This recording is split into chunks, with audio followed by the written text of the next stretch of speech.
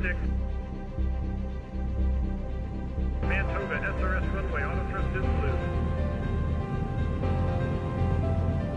80 knots, thrust set. 5500. 31. Rotate.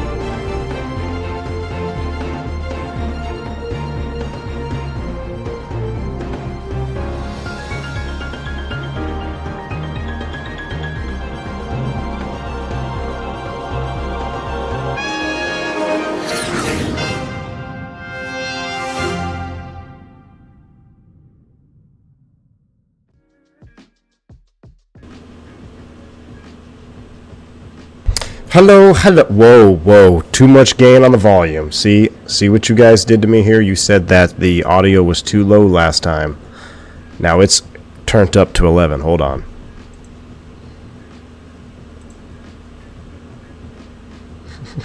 Did that blow your ears out, guys? Hold on, I'm going to turn this gain down. 555. I'm so tired of y'all saying you can't hear my voice. All right, hopefully that still looks too loud. I'm gonna, you know what? Screw it. The last stream was fine. Y'all a bunch of monkeys. I'm gonna get rid of this gain booster. 25. You guys are awesome. All right, I've removed. That's weird. Why is it? Okay. Hold on. Okay, I've removed the additional gain buster. I don't know what was up with that, but it seemed like it was fine earlier, and then it got extra loud when we went live here, so I turned it down a little bit now. So, I don't know how you thought it was quiet, Lauren, because I listened to the stream back, and I could hear my voice perfectly on the last stream, so maybe it's your audio. There's a little volume thing, Lauren. If you look at your YouTube window, there's a little speaker symbol. Click that, turn it up, and you should be good to go. McAllen, what's up? Good to see you. Guru's in the house. Thrust Sets in the house. Captain McGee is here, right here. God. Wingnut 172, good to see you, man. It looks like you're going to be starting that training here pretty soon, man. I'm actually going to the schoolhouse on August 2, but just for recurrent. So, Bomb Tech, good to see you. Zach Hamilton is in the house. And let's see, who else I missed? Dale Ferris is here. Mitchell Taylor. Billy B16. AJ Funari, the X-Plane apologist, in the house. What's up, man? Good to see you. And Jeremy Harvey, did you get the FT sim sounds for this thing? Jeremy, no, I did not. I've been looking. I had a dream that the FT sim sounds were out for the MD-11. They are not. I even downloaded his SkySim ones and tried to hack them into the tfdi, and it doesn't work. So until he comes out with a sound pack for this, we're kind of stuck, which, you know, it's not, the sound pack for this isn't terrible. It just needs cleaning up. The mixing needs some work to be cleaned up. Anyway, V1 going to Schoolhouse, switching to 727 confirmed. Exactly, Sam. Exactly, man. Good to see you, dude. Hope you all are well. Thank you guys for tuning in. Sorry for the slight little delay. We had my son got his first haircut today, so we did that, and then had a couple other things pop up. I had to relaunch the sim like 3 times because I updated my Alaska mesh, then I relaunched, and then I forgot to install a livery, so I relaunched, and then I did something else I forgot. So we're all good to go now. Now this livery, Lauren, already talking smack. This livery is obviously a fictional livery on the MD-11, but it looks absolutely juice. We need more liveries like this. More dirt, more grime, more bare metal, more L1011, DC-10 vibes. I'm so tired. If I see another MD-11 freighter stream, I'm gonna lose it. I'm gonna thumb down it. No, I'm just kidding. I was actually watching Wrong Side Sim fly the MD-11 into the hurricane when he was doing like a red-eye stream, and I was up going to work, and it was red-eye time. So I just don't want to fly the freighter version. I know it still flies freight, but it's so much cooler flying passengers. So this livery is 100% of the juice, especially with the dirt and the grime. And if you look at if you remember, y'all, remember the last stream we did, how bad the engine looked? Look how much better this is. And I think this is some livery work here. Now, you can still see the modeling isn't 100% awesome. However, with the attention to like trying to put some grime on it and just make it look more like a real engine, it just looks way, way, way, way better than what we had on that last stream with just the plain white textures. Now, that said, I do have access to an extra juicy Martin Air freighter livery that I posted a screenshot of that our good friend Whiskey Throttle is painting right now. So we might do some Martin Air Ops cargo outside the U.S. though in the future. Anyway, still kind of mid, but better. I think it's pretty good. I think it's a little mid, but it is still way better than what we had. A+ for trying, exactly. A for effort. Anyway, I like this. I like this livery. I think it looks cool. We're gonna rock it. Look, Air Canada doesn't have MD-11s anyway, so the realism is gone. Well, look, no one's flying MD-11s around anyway, so there you go. E190 Freighter Day, Team Vodka, nice. Dude, I almost flew the E190 today.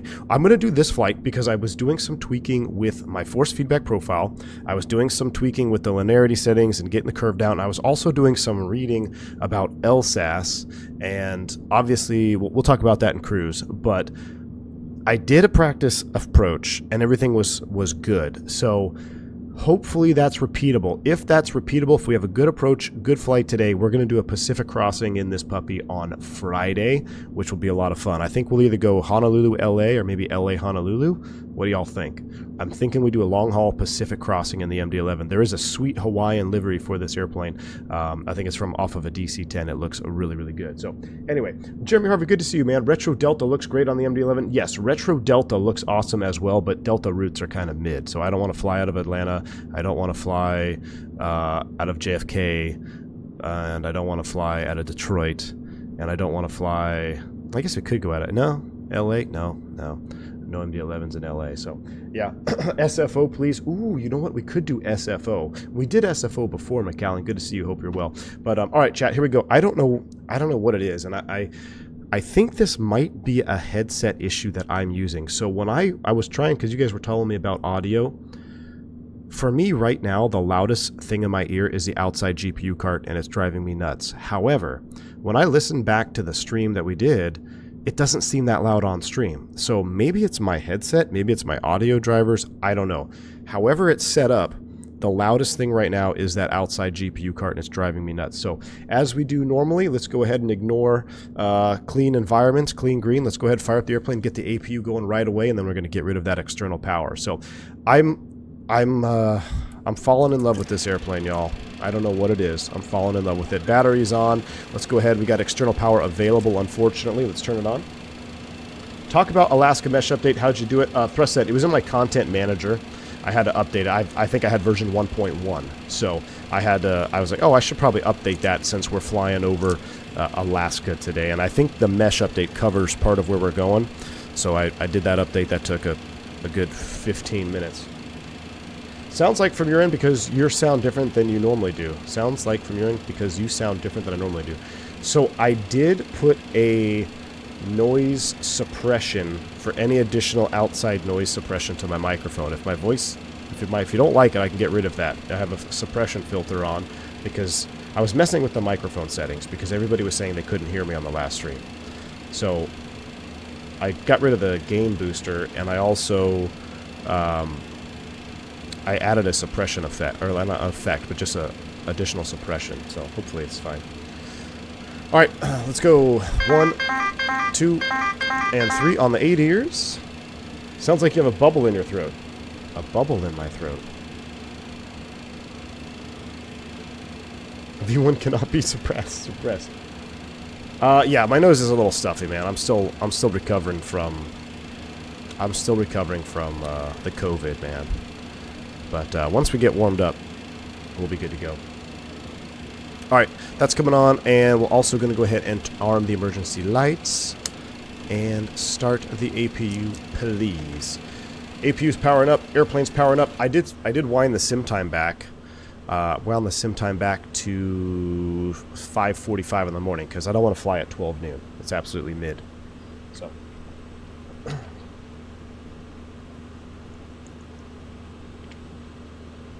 I like the sounds where they are now. I honestly continue to be dumbfounded by people who notice details like that. Y'all are crazy. Oh, if your GPU sounds from GSX, that sound should be playing through the Kutao app. Oh, you know what? Oh, I don't know if it is, though. Let's see. No, it's not playing through the Kutao app because it's the default GPU through TFDI. Diabetic lad without $200 in a Form 4. Exactly. All right, APU is up and running. External power is disconnected because I don't want to listen to it. It's just me. It must just be my headset. I have noticed that if you have a different headset, I want to go services here. Things do sound a little different. Like I have two separate headsets, one with my home computer and this one here, and sounds are a little bit different between the two. All right, GPU disconnect. All right, good. Do they have their own app? Yeah, right here. So, Guru, if you haven't seen it before, this is the services app here for the TFDI. You do all your doors and all that good stuff. But anyway, we're going to get to programming the airplane right now. So, that was a pulled pork barbecue you made yesterday. Oh, the land shark. It was delicious, man. I had an accident. We took it off too early. I thought it was going to be overdone. I couldn't read the temp from when I got back from flying, so I had my wife pull it. And it wasn't ready. So I threw it back on the smoker, and I thought it wasn't going to turn out good. But oh my gosh, it was one of the juiciest pulled porks I've ever done. Absolutely delicious. I can't wait to go home and have some more. So send flight plan to FMC, set payload and fuel. We'll do both of that. Let's hop down here and start plugging away. FMC. Oh no. Not again. I even updated. Reference. Aircraft status.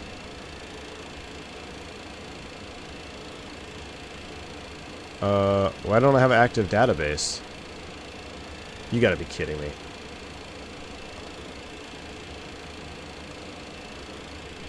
I even updated. CYVR. Let's try this. Hold on. To Ketchikan. Yeah, Jeremy, I might do that myself. Does that mean it doesn't have a database at all? You're telling me there's no database in here? Or is this just an outdated one?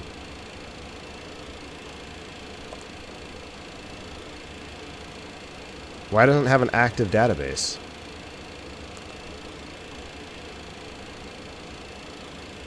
What on earth is going on here? Navigraph installed. I can check it right now. TFDI. It's installed and up to date. It's got to be an aircraft issue, man. Because according to Navigraph Hub, it's installed and up to date. And I can't do it with simulator running, so I can't change it. You gotta be kidding me.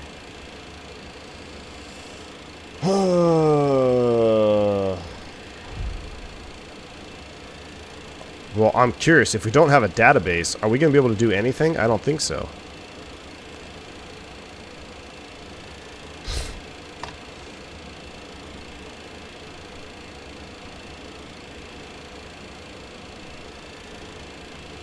Try instant align? Let me try. I really don't want to restart the sim for the 4th time. Instant align. Options. Systems.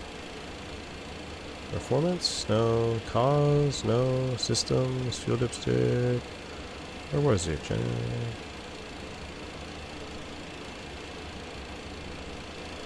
Instant align.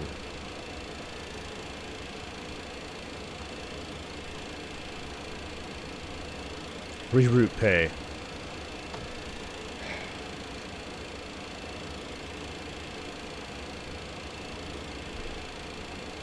Well, chat. We try a restart. XP is not the only one with the shenanigans. I've never had more issues with the Navigraph and SimBrief than I ever had with this airplane. You know the Rotate MD-11 doesn't have this issue. Alright, I'll tell you what we're gonna do, chat. I'm gonna try one. I wanna fly this dang airplane. I wanna fly it. So I'm going to, I'll tell you what I'm gonna do. I'm gonna end this and I'm gonna reset. I'm gonna throw you guys to the turnaround screen. If it doesn't work after this, I'm done. I quit. I quit. Alright, let's give it a few minutes to reset. I'll be right back.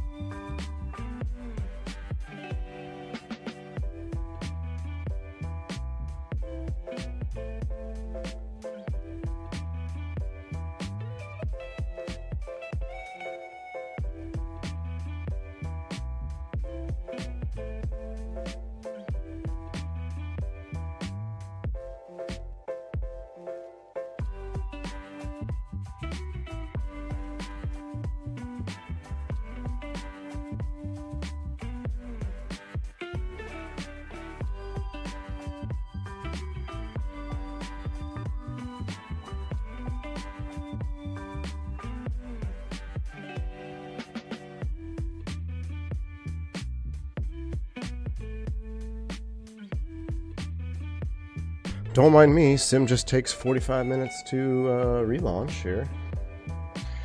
Thrust set. Yeah, I didn't do that part. So if it doesn't work, if this doesn't work, I'm just gonna Alt F4 and go fishing. I'm so tired of this MD-11 giving me so many issues. And I've given it so many chances because I want it to be good so bad. But if this doesn't work, I'm just gonna Alt F4 the whole thing. This plane's launch has been about as successful as Biden's re-election bid. It's... yeah. It's not doing good, man. And I'm trying. Like, if this were any other add-on, I probably would have given up already. But because it's an MD-11, a 3-holer, and I want to love it so bad, I don't know, but this is getting ridiculous now. I had to reinstall a nav down with 777. I've been playing Microsoft Flight Simulator since 1998, and I've never once had to install nav data twice, other than TFDI. They didn't even have nav data in 1998, but I guarantee if they did, it would work better than TFDI.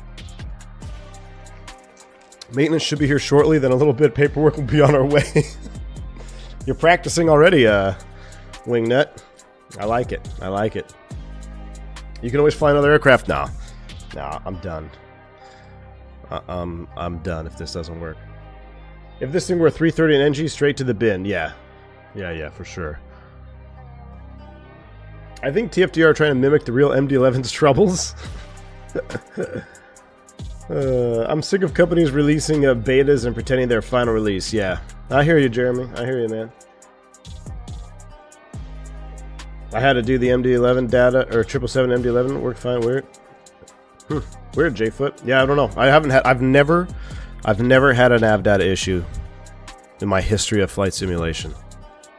Other than X-Plane, trying to get the flight factor 320, because you had to like hack it when it first came out. I think I remember doing that. Too bad PMDG refused to re-elect the MD-11. I know, Fubar. Dude, PMDG's MD-11 was a lot smoother. Hold on, you girls leave?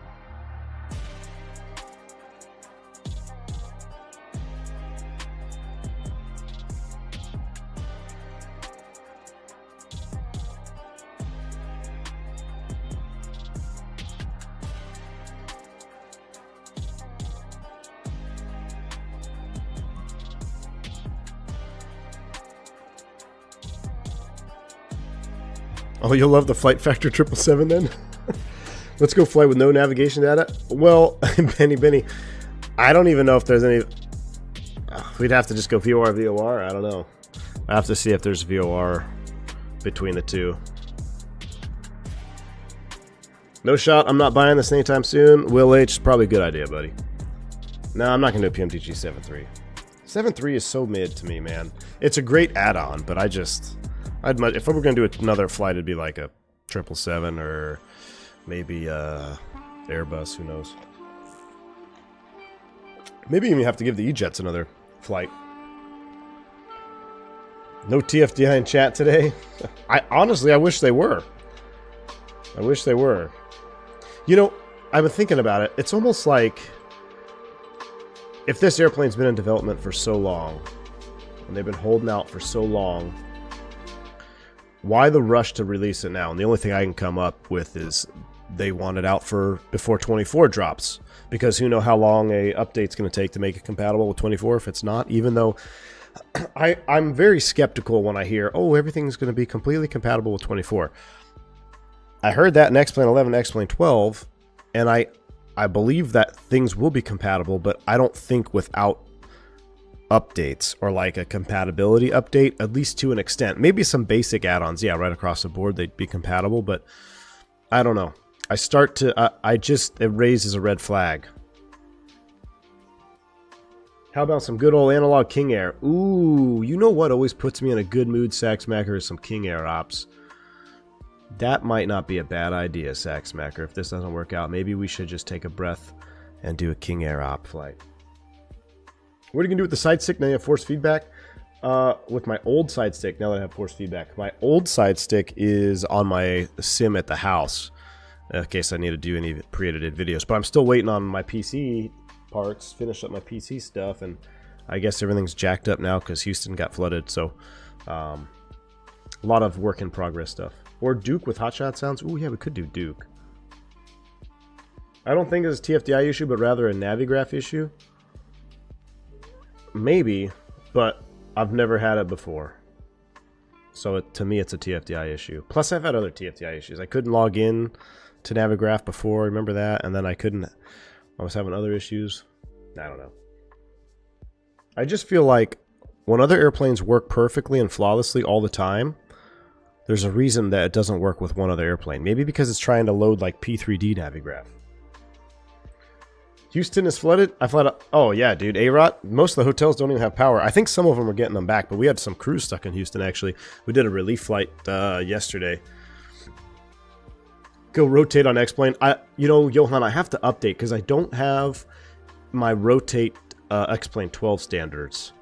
I think you have to either update it or something to get it to work on 12. Now, I will tell you this. AJ posted some screenshots of the Rotate MD-11.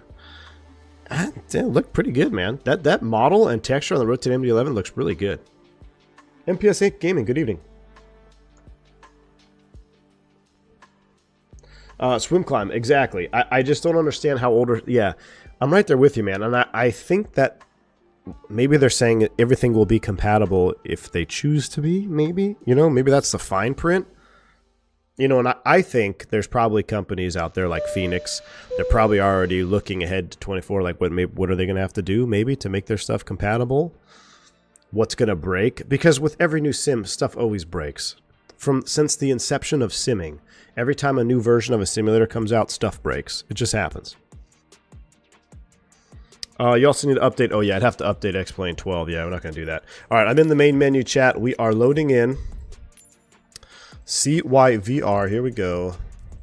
Vancouver. I see Zippy's Apple still on the ramp down there. All right, let's go back to Alpha 18. Fly. And I'll bring you guys right back to the live cam. Oh, good. Please tell me. I was going to say, if this doesn't work, I'm going to be really upset. Christopher Levin, thank you for the 44-month support. Very much talking, very little flying. Can we even believe that V1 flies these days? Ay.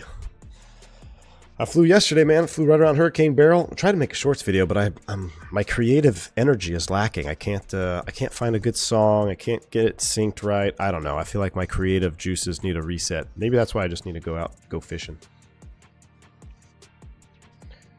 Zippy and you are at the FedEx ramp. All right, Team Vodka. I'm loading in right now. We shall see. Please open a support ticket. When is Fenix gonna release the 1921? I don't know, dude. But I would love to see it because tomorrow. Here's the thing. Tomorrow we're probably gonna fly Airbus because this is probably not gonna work, and we're probably gonna Alt F4. But I do want to fly the Airbus with my new force feedback stick to show you. It's so real. It's ridiculous. All right. Hold on. Let's pause that. We'll turn that down. We're back in the sim. Where's my sim sounds? Let's go ready to fly. And let's just see. Chat. Battery's coming on. External power. I'll even give it a second to like load up, and then I'll start the alignment process. 1, 2, 3. Beautiful. Ref. Moment of truth, chat. This is either an Alt F4 and a nastygram to TFDI, or we're going to have a wonderful stream. I'm scared. Oh! It looks like it's outdated as hell, right? Oh no, that's the old 2406. So, hey! Hey! Alright, let's put the time back. A-Rot, so not necessarily force feedback in the terms like you're thinking, oh, you feel the stuff on the stick again. No, it's you create a control loading profile that literally matches to the real Airbus exactly. So my side stick feels exactly like the real thing. So I've talked before that like the Thrustmaster Warthog base is what I prefer because it has the best feeling like when you're under load. The wind wing or other type of cam is really, really good. However, when it's under load and you're holding a bank or doing something like, you can tell you're fighting springs. There's a trade-off on each one. With the control loading of the side stick on the Brunner, there's zero trade-off. I literally cannot tell the difference between the real thing and the side stick. That's how crazy it is. Okay, let's reset. Let's reset. Everything's reset. Hey, welcome in. Let me reconnect to that sim. All right, guys, welcome to the stream. We're here. Like dampening and stuff? Yeah. Yes, A-Rot, exactly. Exactly. It's mind-blowing, actually, how realistic it is. If you blindfolded me, I'm not kidding. I could not tell the difference. All right, we're connected to VATSIM. Let's get GSX reloaded. Please work. Oh, you know what I also need to do is sim brief OK there. Boom. And I need to close off. I have a bunch of other things that load. So do your guys' MD11 client load? For some reason, every time I launch the sim, the Rotate MD11 client loads for me, even though I haven't flown it in 24 years. All right, I got to redo that. I also have to reset my Brunner because Brunner is like disconnected now. Reconnect my new Brunner profile. Got to play the intro music again. All right, welcome back, ladies and gentlemen. Let me connect the jetway here. Please, Air Canada. There we go. There she is. There she is. All right, we're not going to play the whole theme song. We're good. Let's go. Let's have a great day. I have my coffee delivery, courtesy of Miss V1. All right. It's going to be a good day, chat. It's going to be a good day. Thought I would have missed the start of the stream. No, Matthew F., we had issues. We had a lot of issues. All right, let's get back up here to our overhead. Let's make sure we do everything properly here. We're going to arm those. We're going to come back down here. I'm actually going to turn on some of the lights here. Get a little juice up in here. We'll arm the emergency exit lights. Move every switch backwards than you think you should. Nav light, logo lights coming on. Seatbelt, no smoking can stay off. Get the APU powered up. That looks good. We'll put the hydraulics into our bit test. We'll go here. We'll come down over here. We'll also hit the hydraulic panel. Nope. Oh, I gotta... Oh, no. Don't tell me I gotta do all these miscellaneous clears. All right, good. That's cleared off. Config. Nope. ND. Nope. Where is the hydraulic? There it is, right there. There she is. Hydraulic bit test underway. Let's get rid of the tape displays. Set flight plan. Let's just make sure. Hey, look at that. All right, let me go back to the settings real quick. I need to get rid of the tape displays because we had that for Western Global. So we're going to go ahead and get rid of that. So, and we also don't need a man pad on this one here. No man pads in Canada. No need to have a defense system. That's because you can't even have a BB gun. So we'll go ahead and get rid of that. Did I save? All right, there we go. Option save successfully. Tape displays, no. Don't need to have any more brain aneurysms with those on. Fuel dipstick. I'm not even sure what this feature's for, but I saw it in the FMS. I gotta research that.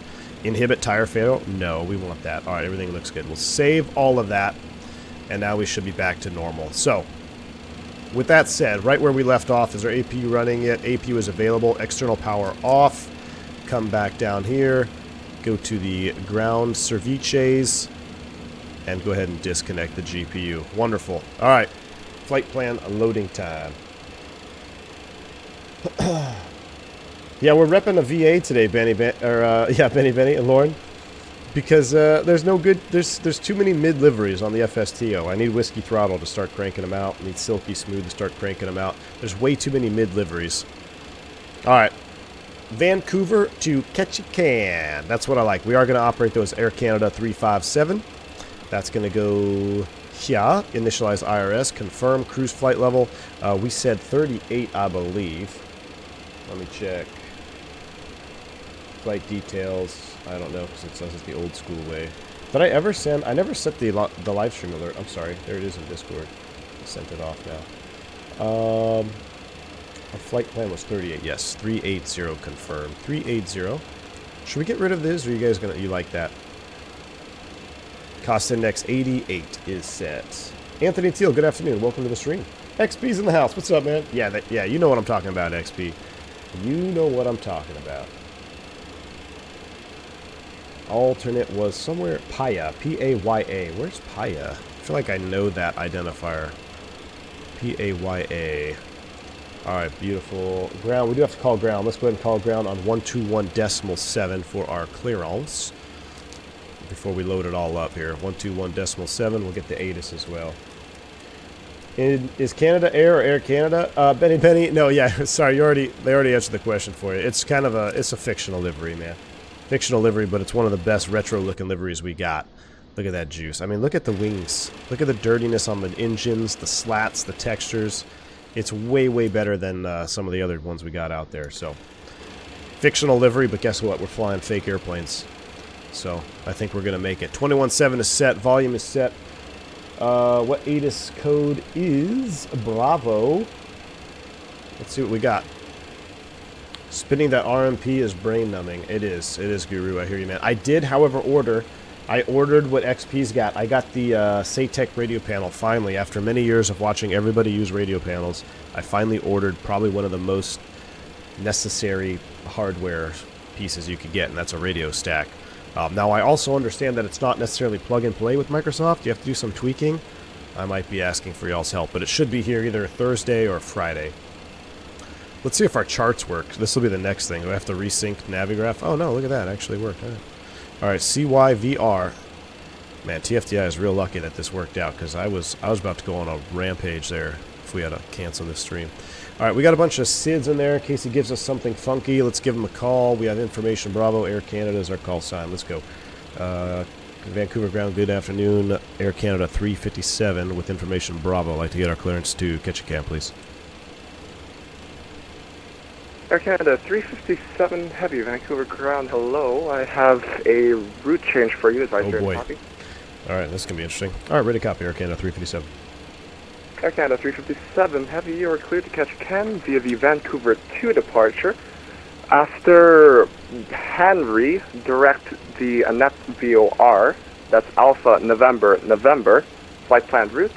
Departure runway today is going to be 26 left and squawk 6044. All right, that was the Vancouver 2. You said something after something. All right, we are cleared to Ketchikan via the Vancouver 2 departure. Alpha November flight plan route. 26 left for departure. Squawk 6044 for Air Canada 357. Air Canada 357 Heavy, your readback is correct. Push and start will be at your discretion. Call for taxi. All right, we'll call you for taxi, Air Canada 357. All right, so looks like it's just a slight. This is the nav data working. What did he say? I'm not sure what he said. All right. Vancouver 2, it's a vector departure, so let's come back down here. And he says after... Radio check. After Station calling what? Vancouver ground at read 5.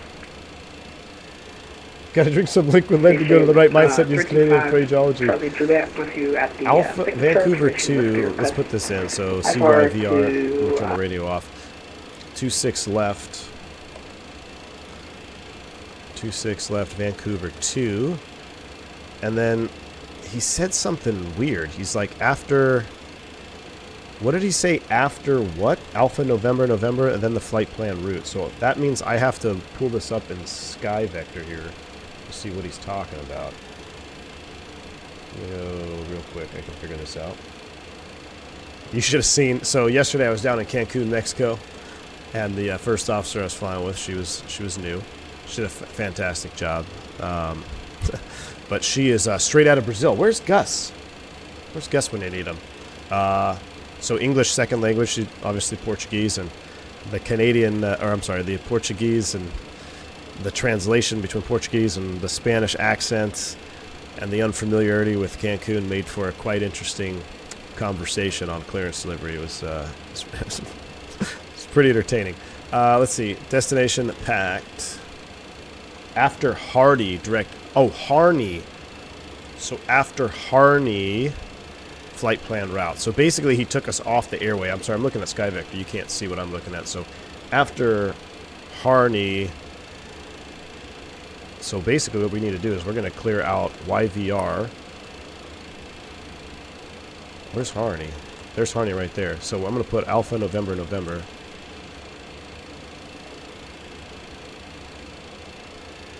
I'm going to double check. I'm going to double check. You really want me to clear out that whole airway? Hang on, Vancouver ground. I got a question for Air Canada 357. Air Canada 357, go ahead. I just want to confirm, so we're cleared via the Vancouver 2, and then you want us to go on Vancouver 2 direct Alpha November, and then the flight plan route?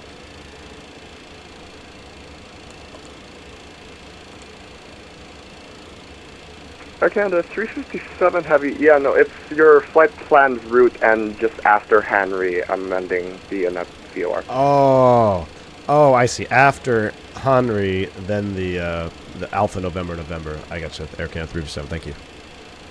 Gotcha. Okay, so after Henry, Alpha November, and then we're going to get rid of Okay, the Dwarf 566 and Heavy, Janum. Vancouver ground, what's the PDC Okay. identifier? So we had YVR before YZT. We'll put that back on top.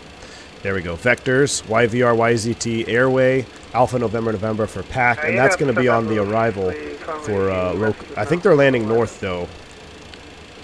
Air Canada 566 I'm not going to put Heavy. an approach in yet. Are you saying you have not? I'm going to mute that.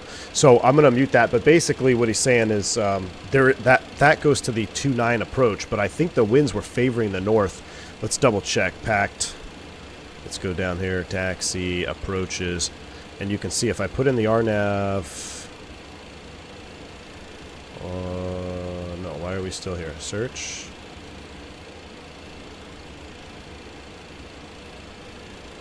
(10-9) approaches RNAV 29er.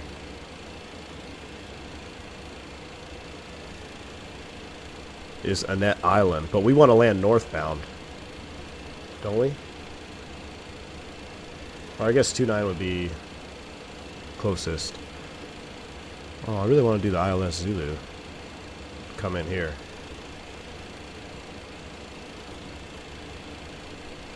Are you wearing jeans, a jacket, and pants honoring the Canadian tuxedo tradition? I am, Gustavo, I am. Alright, I'm going to leave it blank until we figure out what we want to do for the approach. So let's just go ahead and we'll just get rid of all that. I'm not even going to worry about it. We'll figure it out in cruise. I don't know which runway we're going to land on yet. So let's go back to our taxi chart 10-9 Vancouver. He also gave us a SID climb via Vancouver too. He didn't say climb via. It was very interesting clearance delivery up in Canada, but let's just put it in the box here.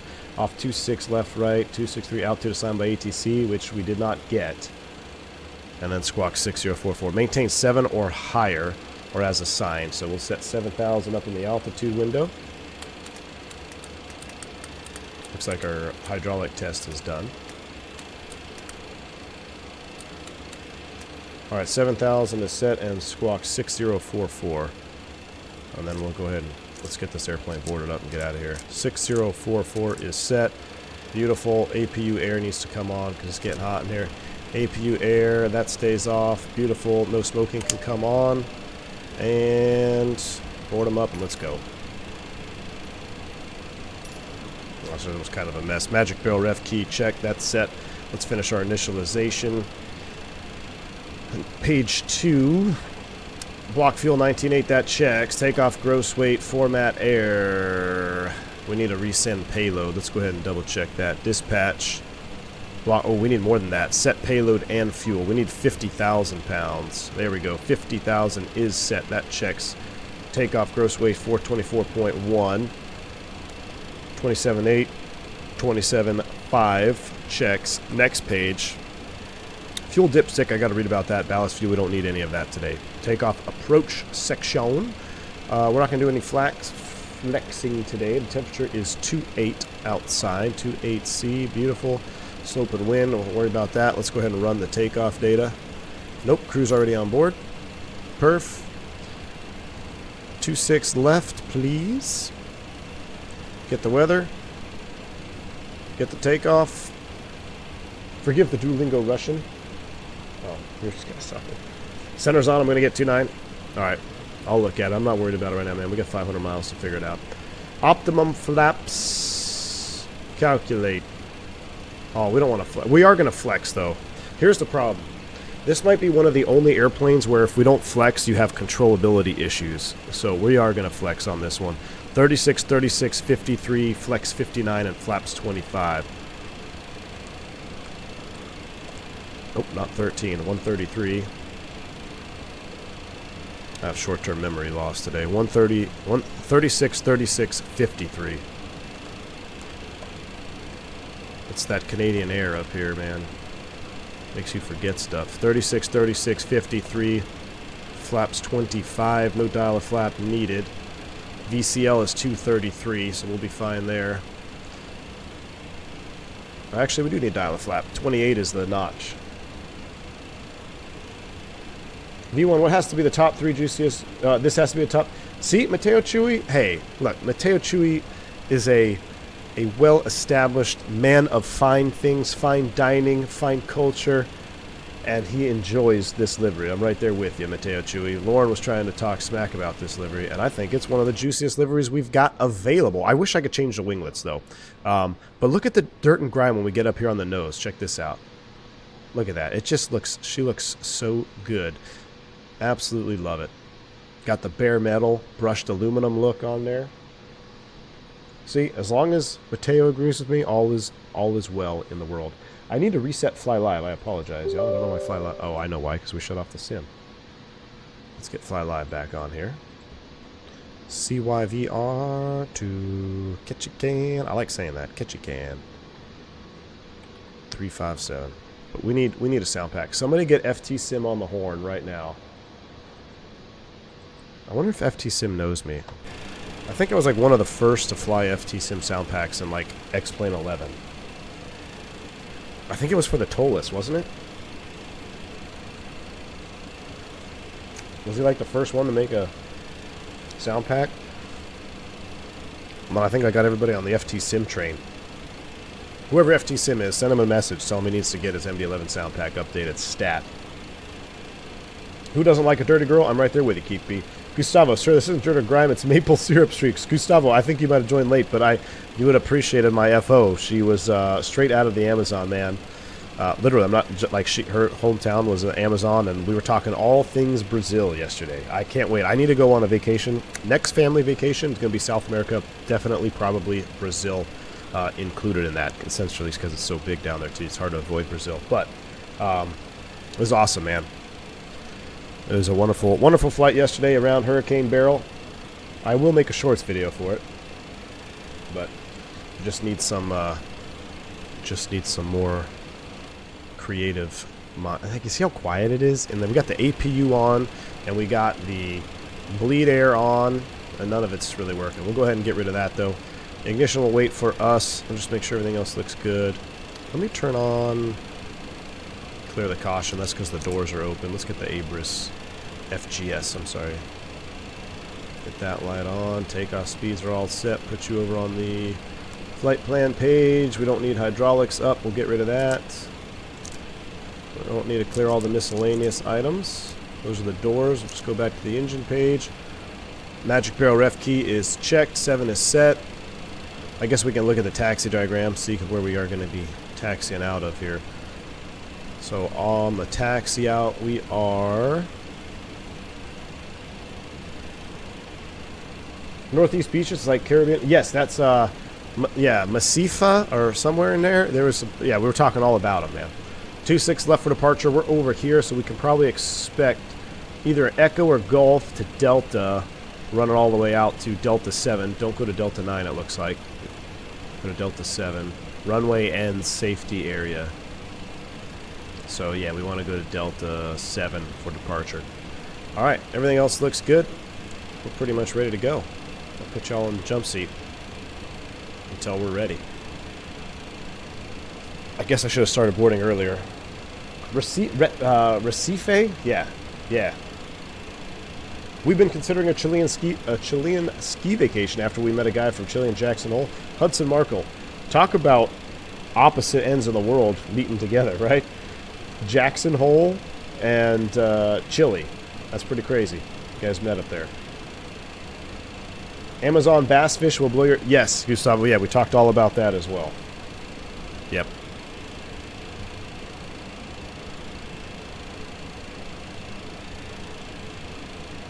Canadian jazz?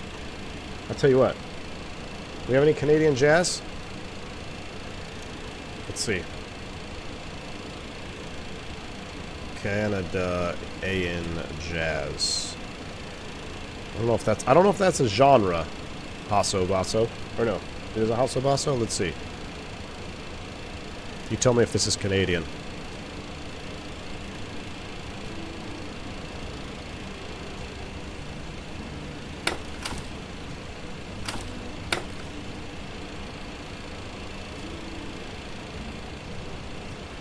I guess we can't open one left for the door. Why do we hear... you see how I still hear the analog gauge? Oh, they're boarding from over here. Oh, this is cool. Canadian Jazz's Nickelback. Listen. Well, that guy actually had... They had a crouch to get in the doorway? What? Look at that. They're bending over so they don't hit their heads. I'm going to increase the boarding time. We're going to be here all day.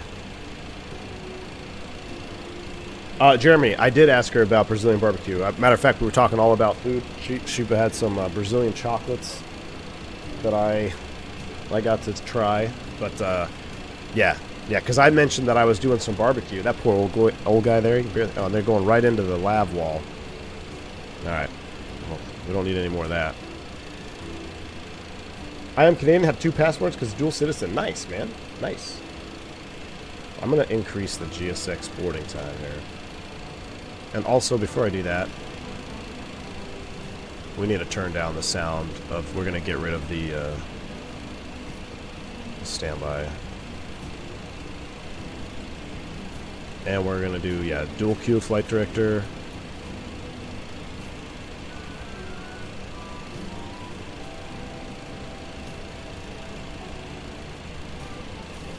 What are deflected ailerons? No, that's like the Florence kit. Where is the digital standby? Right in front of me. Oh. Oh, this is so much more chill. Let me increase the boarding time. Picanha is SOP, one of the best flank steak in the ribs. Oh yeah, dude, picanha, Gustavo. I love cooking picanha just in like wherever it comes, like a Wagyu picanha A5. You can find them, super expensive, but yeah, picanha. I got turned on to picanha a year ago or so when I watch a lot of what's the guy on YouTube, Guga Foods, and he's the one that turned me on to picanha because he said that's his favorite piece of meat to cook.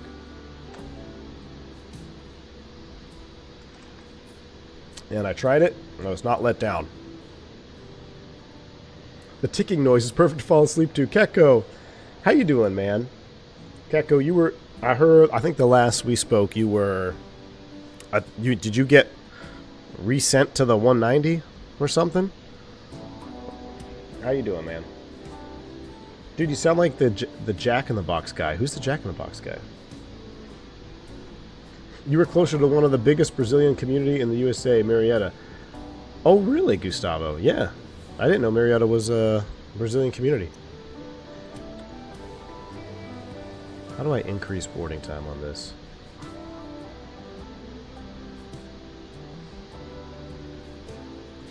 Oh, I gotta do it through here, that's right.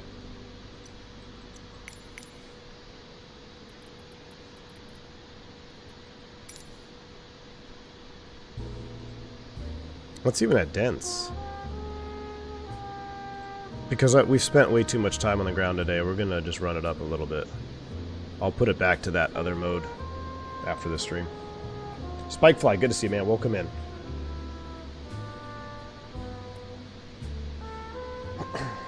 I could get you some Brazilian food for you in no time. In can you get it for me in Texas? Is the MD-11 worth it? A daily? If you would have asked me about an hour ago, oh, look at that Air Canada depart. Did you guys see that? It's going to pop up over here. I would have said hard no. But after a 4th restart of the sim, ask me again at the end of the stream.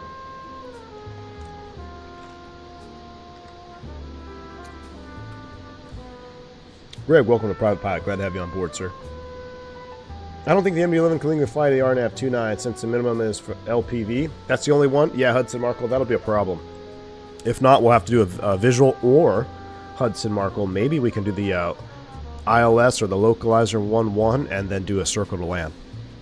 So, I was really messing with some of my settings on force feedback, and I'm pretty sure I've determined what's happening here. So the trim that's running itself on the airplane. So if you watch your approach, you'll see the stab moving by itself without you touching the trim. And I think that's part of the LSAS.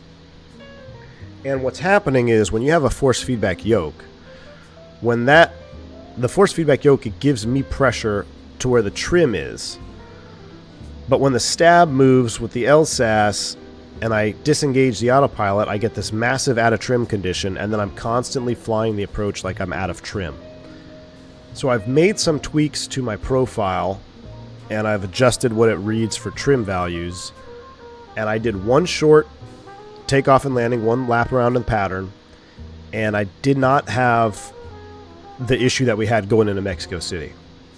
Now, the other thing, flaps 50 is a very unique, specific setting that you really should not use unless you really have to. But to keep things the same on this approach, we're going to do flaps 50 again. Flaps 30, was it 35? Much more controllable, much easier to control. But just because I need to see what's happening with my yoke and my hardware with force feedback, I'm going to do flaps 50 one more time. Ooh, there goes another Air Canada departing. Oh, this is cool. We're plane spotting here on the ramp. Too bad it's the most midday ever with like no clouds. So we'll see what happens. Air Canada, a Canadian once told me Air Canada's motto is "We're not happy until you're not happy." 121 Ronin, I flew with a first. This was, oh man, 5 years ago. I had an FO who was new to our company. He had been with Air Canada for 12 years. 12 years. And he said, screw it, it was so awful, he came to the U.S. and fly. After 12, now you don't, that may not seem like a lot, but when you have 12 years of seniority at a company, to give that up just because you're miserable, you're saying is probably correct.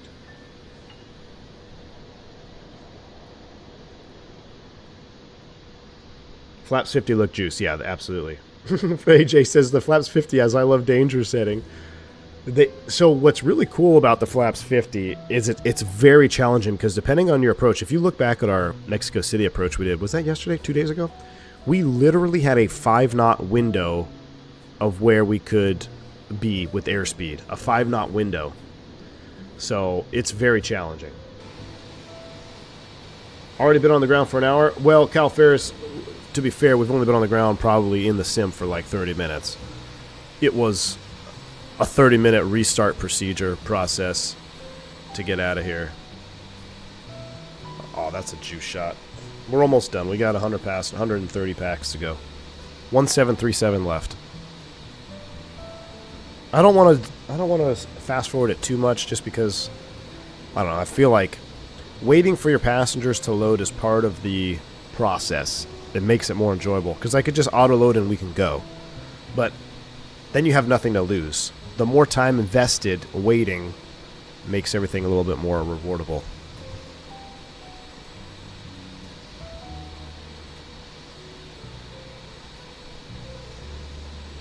Force flaps 10. Okay, Gustavo, we are taking off into the runway. Let's go ahead and take a look at our takeoff performance. So it gave us flaps 25. Let's see if we can run some new takeoff numbers. So what Gustavo was saying here, why does it say optimum though? So is this optimizing it for terrain? It doesn't, I guess it doesn't know that there's no terrain, Gustavo? Is that what we're getting at here? So I'm going to reset this to 26 left. And let's do a specific flap setting. What about flaps 15? Can we do 15 so we get a little bit of juice? Let's try flaps 15. Is that a valid setting? Alright, let me calculate these speeds and packs on.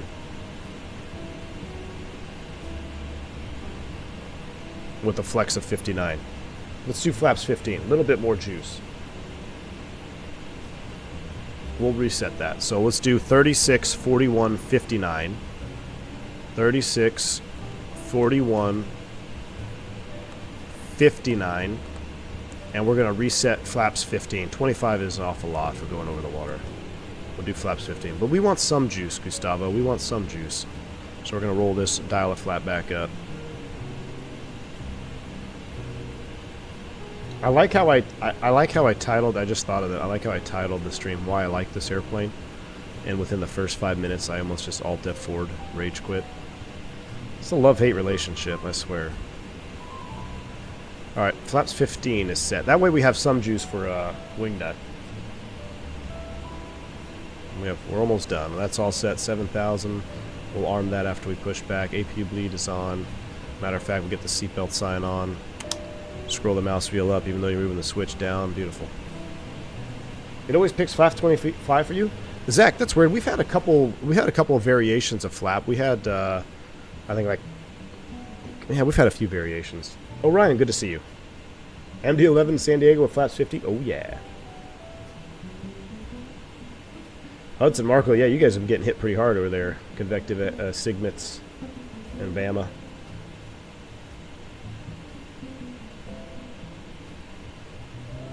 I wanted to scroll back. Where's Keko? I'm on the Keko says I'm on the 220 till January, then displaced to 320 FO. System bid is now in August. I should be able to hold Captain again and be all good. But I'm smoking my cigar on the porch on long call, flew twice. All right. Hey, Keko, good deal, man. So if you get back, if you got FO award, then you're going to go back to take. You're going to be in the training cycle quite a bit, huh? That could be good or bad, depending if you like it or not. Maybe you run into my buddy. Well, I say buddy, but I kind of want to give him the finger. His name's Dakota. He's in the training department. Let me know if that rings a bell. I think he's Orlando training department. Is that a ram mount? Love the video of the American Boston captain licking the window and sticking it on. Oh my gosh, that's wild what you're talking about. And then, so there's you got the Boston guy licking the window, and then you have the Southwest captain eating the cheese block with gloves.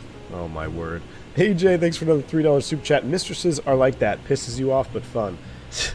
Hey Jay, thanks for the $3 super chat, my man. Hope you're doing well, dude. I know I saw you in XP stream last night, man. AJ, that what is it? So it's he was in the X-Crafts 175 last night. That modeling in the cockpit, when you can see it, is very nice. It's very nice. Like the grime behind the FMS, like the cockpit looks really, really, really good. I'm very impressed what I was seeing visually from the cockpit. The whole model really looked good, but I was extra impressed.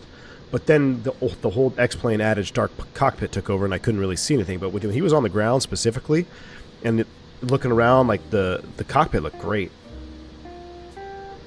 No, they wash out the FO training. I'll just stay on 220. We'll have to go through the downgrade. Okay. Oh, I see. Because they'll just. Oh, I see what you're saying, Keko. Good deal.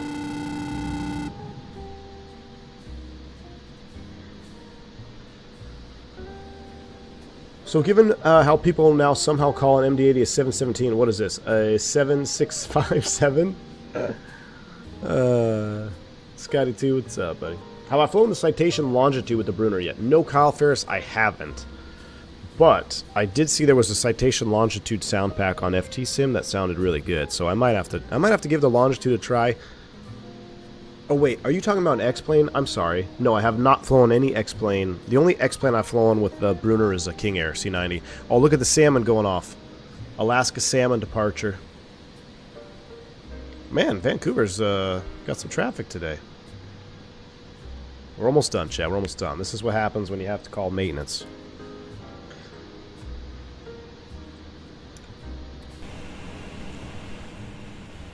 Oh, ladies and gentlemen, welcome aboard Flight 357 service up to Ketchikan. I do apologize for the delay this morning. Unfortunately, the developers of this aircraft decided to release a pre-alpha product, and we just paying the price for that right now. But we got the paperwork pretty much sorted out, so we should be on our way here shortly, just finishing up the last of the boarding process. Once we do finally get off the gate, we got 1 hour and 25 minutes flight time and good weather all the way along our route of flight down to Ketchikan. Thank you for choosing Air Canada, Canada Air, whatever this VA livery is. Welcome aboard.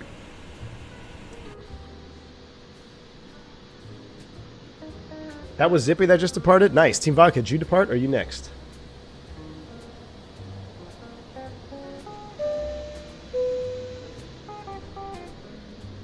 Oh, Cal Ferris. No, I have not. I have not.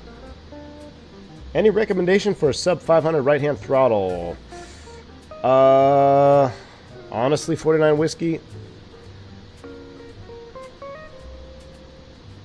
I know, if you can get a Bravo, dude.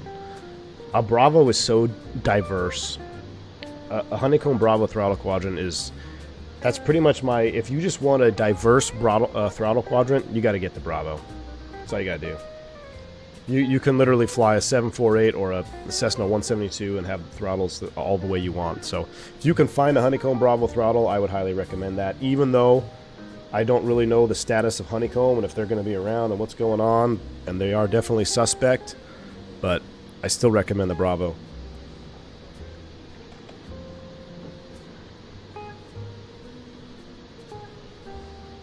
You're waiting on me, Team Vodka? I'm sorry, dude. We're about to get out of here. Velociraptor, 19 months of support, my man. I appreciate that. Thank you, sir. I think this aircraft was prepared by the skids from Letterkenny.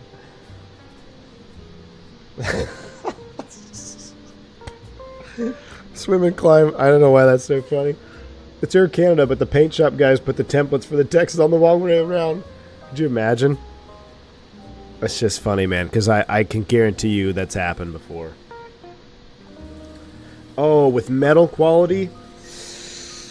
And you want a right hand 49 whiskey, right? You want a right hand? I have, it's not out yet, 49 whiskey, but there is a solution coming. Hang on to your money, dude. Hang on to your money, because I think something's coming very soon that I would love to tell you about. It's not ready yet. But, maybe in the next month or so we'll have an update, so just hang on to that. If that $500 is burning a hole in your pocket, just hang on to it. David Isaac, good evening. Wide body flying on short routes would be living the life. Cacao, I know, man. I say that all the time. I would love to fly a wide body jet, like, up to Detroit and back. This 10, 12, 14, 15 hours is just not me. That have happened with American flag on the right from some shot. Oh, yeah, Gustavo, I know. I know, man. I know. Team Vodka, for real? Tell me you're kidding. Tell me you're kidding, Team Vodka. 2,600 euros? You're lying. You're lying, dude. Did you mean 260 euros? Alright, we'll talk later, Vodka. Don't say anything.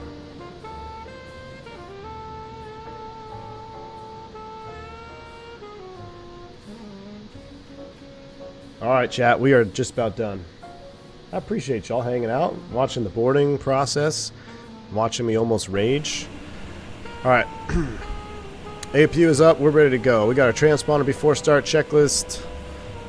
Everything else looks good up top. Yes. I feel like I'm missing something up here, but I'm not. Oh, okay. Thought I could do a PA. 272, 282, 7,000. Magic barrel ref. Double check. That is set.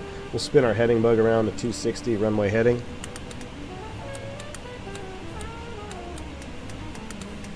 Just saw this morning. Okay, it might be something different. I hope it is.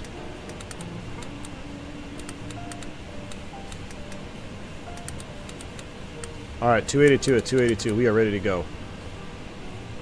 We are ready to go. Almost rage, yeah. Almost rage. I feel like I'm pretty good at just maintaining an even keel when I'm live. I was getting real close. I was getting real close there. Alright, boarding completed, I think. Please. Let's go ahead and pause the music. This has actually been a quite pleasant jazz. I might have to add some of these songs to the jazz playlist. That was actually a very pleasant boarding process there. Alright, prepare for pushback and departure. Let's go ahead and do this, chat. Beacon's coming on. Ignition A is coming on. Just going to cut the packs out. And we got our radios back on. Going to be 2-6 left and squawk 21-7 is set. Let's turn our transponder on. XPDR. We'll just turn it all the way on for VATSIM. I don't know how this thing is working. 6044 checks. We're ready to go. Ooh, there goes a roosh. Press prof and pull the heading. You want to see the?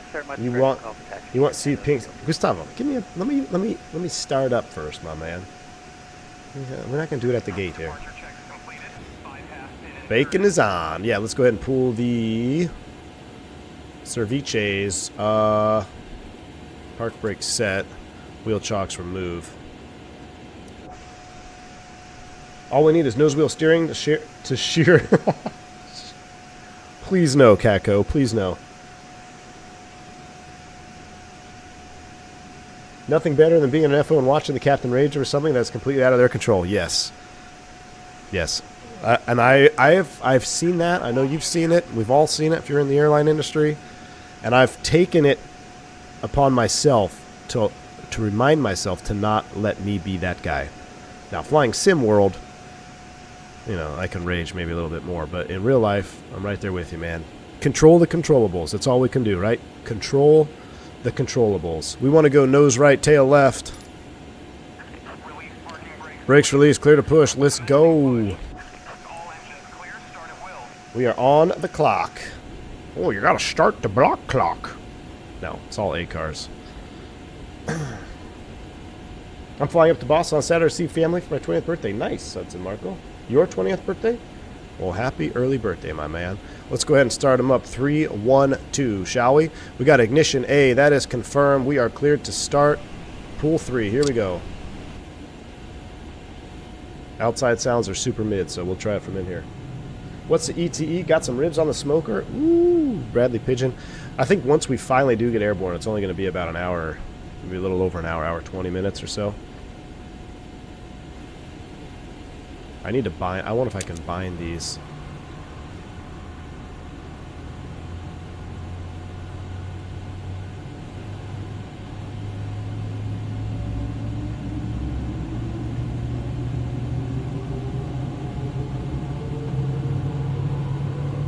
Bank angle. Uh-oh. Bank angle. Stuck at work for 5 days. Stupid brush fires. V1 stream makes it better. It's all those illegal fireworks, Mike P. Mike P, what's up? Thank you for the $20 super chat, man. Our bank angle check. Appreciate the support, man. Hey, stay safe out there, man. That's some serious business. You know it. Thank you so much for what you do. Thank you for supporting the channel as well. Current altimeter is And 2998. again, stay safe out there, man. Taxi Juliet Alpha, Juliet Kilo, Victor, Hotel, Delta, Delta 7, Ultra Deep Stop. Brake set, clear disconnect, turn in 1. Altimeter 2968, taxi to be Juliet Alpha, Juliet Kilo, Victor, Hotel, Delta, Delta 7. Blue Jet had a 220, blow a pack, complete. Ooh. And shot metal out of takeoff on JFK? Ouch. Wow. On takeoff, huh? I smoked a pack in a 321 one time going down the East Coast. We were up at Cruise, though. But I never had one on takeoff. That had to be spicy.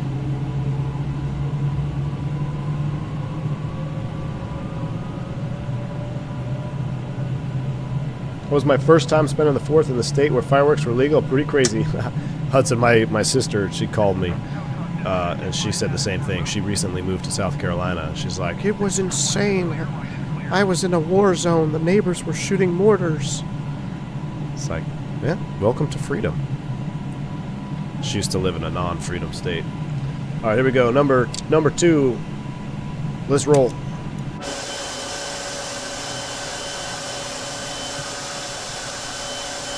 Can't really hear it, so we'll watch this one from inside. Smoke to pack, context matters. Yeah. Didn't pay attention for a second. I heard smoke to pack and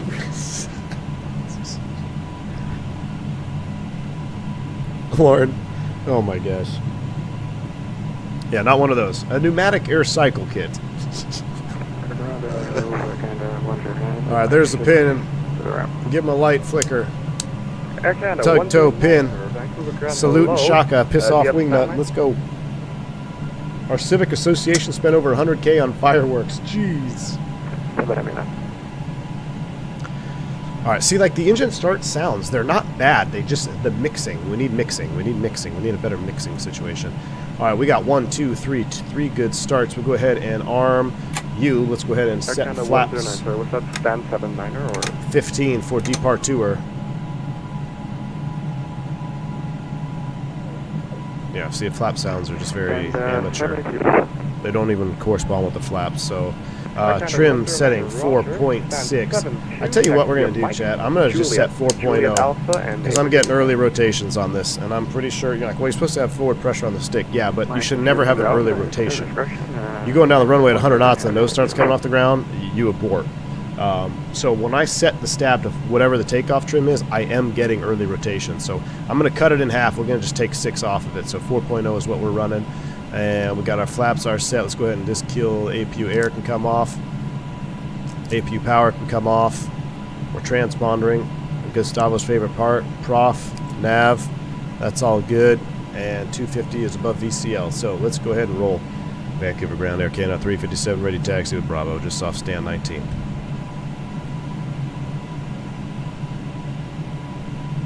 Air Canada 357 heavy, whiskey is current. That's, anyways, runway 26 left, altimeter 29088, taxi Echo Delta, Delta 7, hold short 26 left. All right, taxi 26 left, Echo Delta, Delta 7, we'll get information whiskey, Canada 357 heavy next.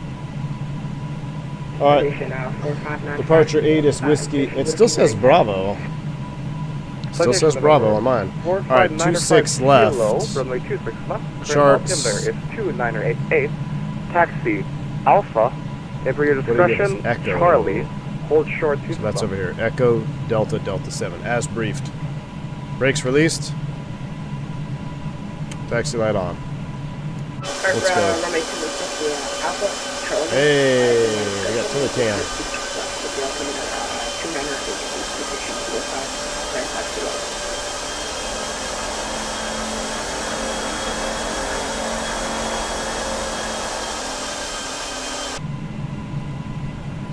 We rolling. All right, thank you all for your patience this morning. Getting us out of here. About an hour late. Whiskey's always current, AJ. Whiskey is always current. I think Echo's over here somewhere.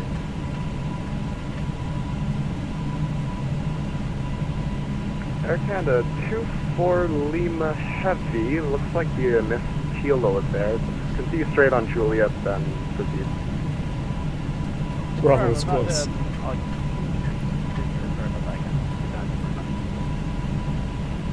Yeah, technically you're allowed This airport down is Juliet. pretty nice, but I feel like it's a little heavy on frames. 2 meters from the wingspan limit, so normally you're not comfortable taxiing people there. Ooh, 2 meter wingspan limit? That's going to be pretty tight.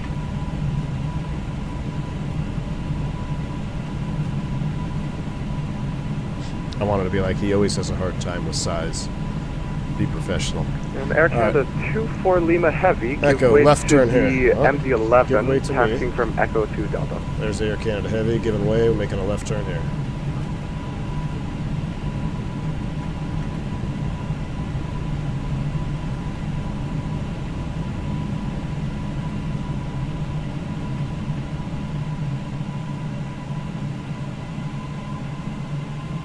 Vancouver ground, FedEx 1190, FedEx ramp, Delta Yankee, Charlotte Delta 9, ready to taxi.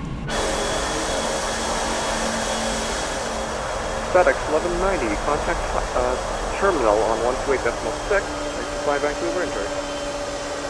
286 for FedEx 1190, thanks for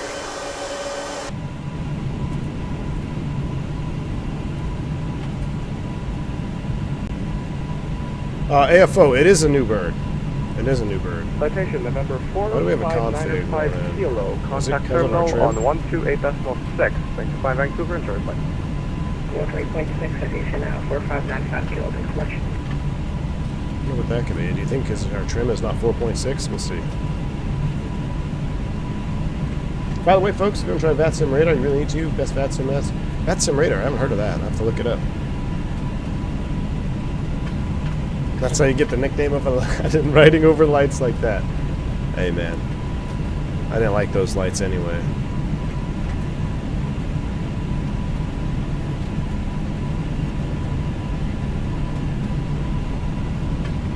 Oh, no, it's not. Thank you, Digital Merc. That's what it is. Thanks, man. T.O. Beautiful. That's why I bring you along, my man.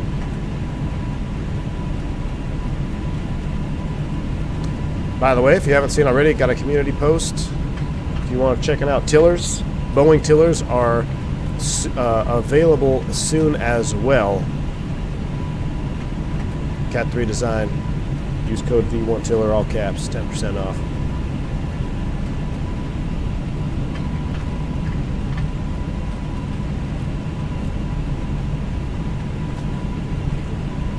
I don't know what that little corporate jet is. I hope that's not the FedEx corporate jet Team Hawk is flying. Canada 357 Heavy, That's contact us. terminal on 128.6. Le people voler à Vancouver? Bon. Something in French. Should I just say baguette something something? Over to 28.6. Thanks for the ATC, Air Canada 357 Heavy. See you. I'll give him the American see ya. There you go. He gave us Delta 7. That other jet took off from the safety area. Not supposed to spool up to actually get to the threshold. Alright, holding short 2-6 left.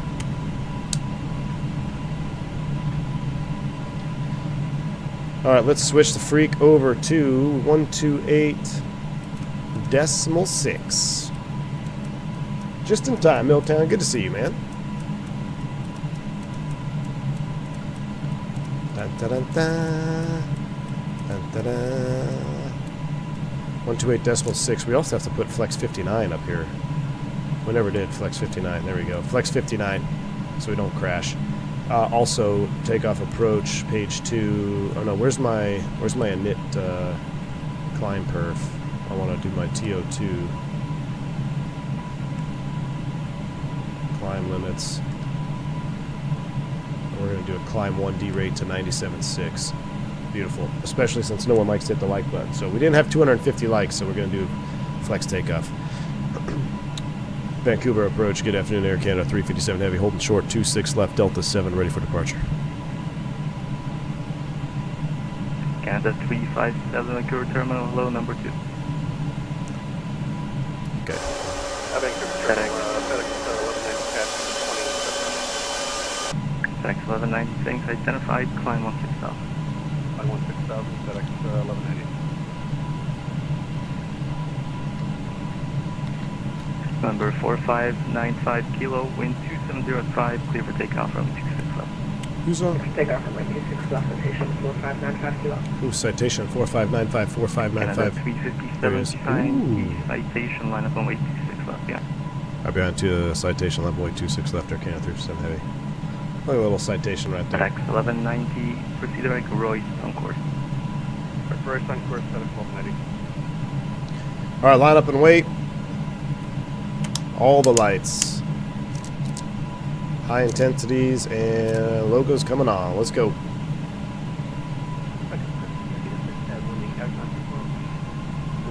Let's go.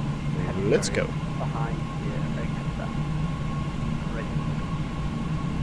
Canada 24 Lima, Vancouver Terminal. Hello, number 2.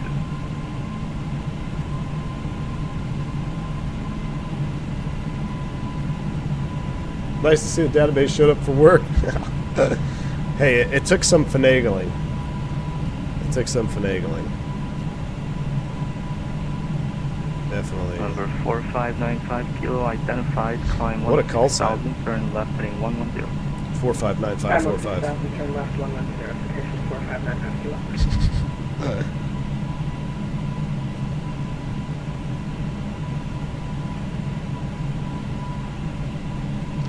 There we go, Canada takeoff shift. 57 wind 2705, clear for takeoff on the 26 left. Call me up. Call your airborne 26 left, code for takeoff, Air Canada 337 Heavy. Oh my juice, look at that. All right, you ready? Auto flight, TO clamp, nose forward on the stick. Let's go. Turn left heading 110. Oh, hold on.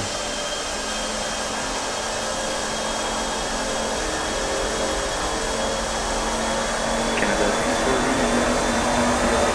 240, reporting 26 left, line up only behind. All right, Behind. takeoff flex 59. Airspeed's alive. 100 knots check. What do you want? Rotate. Oh yeah, see, no early rotation on that. Gosh, my frames at this airport are awful. Positive rate, gear up. Get me out of here. Fly with.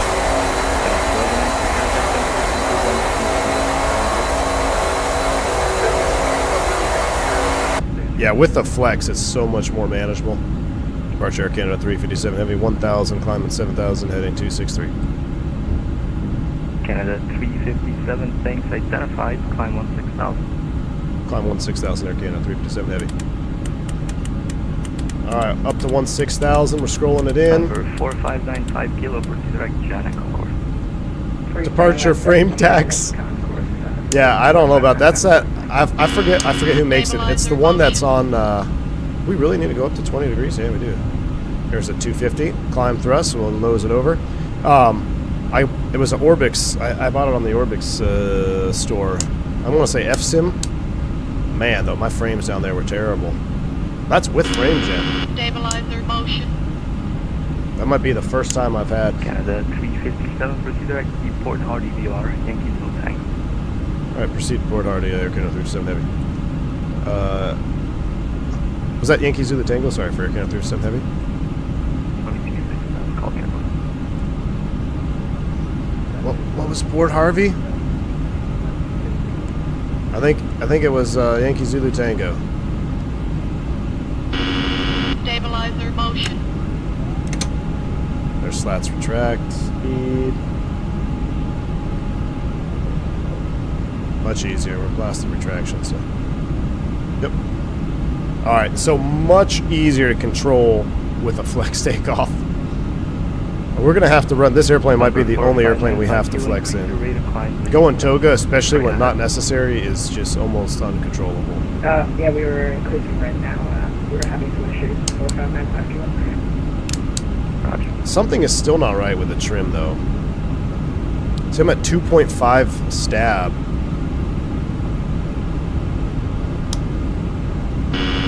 Stabilizer motion. I got to run it all the way back. Stabilizer motion. A little fast. There we go. Looking good, though. That's a pretty cool shot right there, though. That is some juice. I do like the long roll takeoff, Zippy. I do. I do like the long roll. That's how we fund our healthcare. We tax your frames.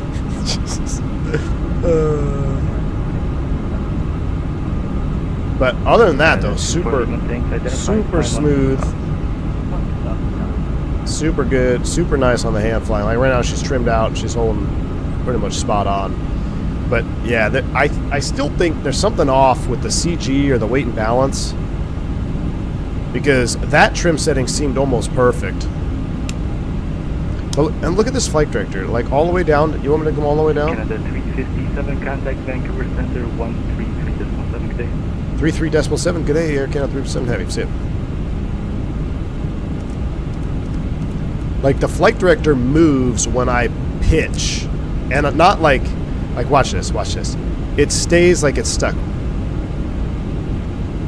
Like you see that? You see how it moves and then responds? The flight director is not legit. Flight director is definitely not legit. Alright, we're accelerating to our 309 knot climb out speed. Our flaps are up. Let's do our after takeoff flow here before we call them. Aviate, navigate, communicate. That's off. Let's get our lights off. Retract those. Those are coming off. Excellent. Center, good afternoon. Air Canada 357 Heavy, 12,900 climbing 16,000. Yeah, 357, center, hello. You're clear. Direct Doug, climb for level 380. Direct Doug, climb flight level 380, Air Canada 357 Heavy.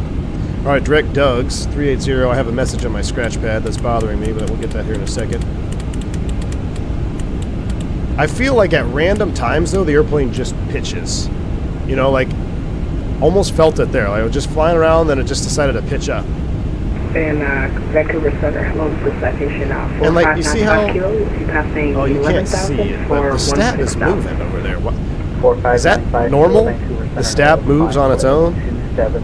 When you're hand flying? Up to flight level 270, 4595. Almost like it's a fly-by-wire? Stabilizer motion.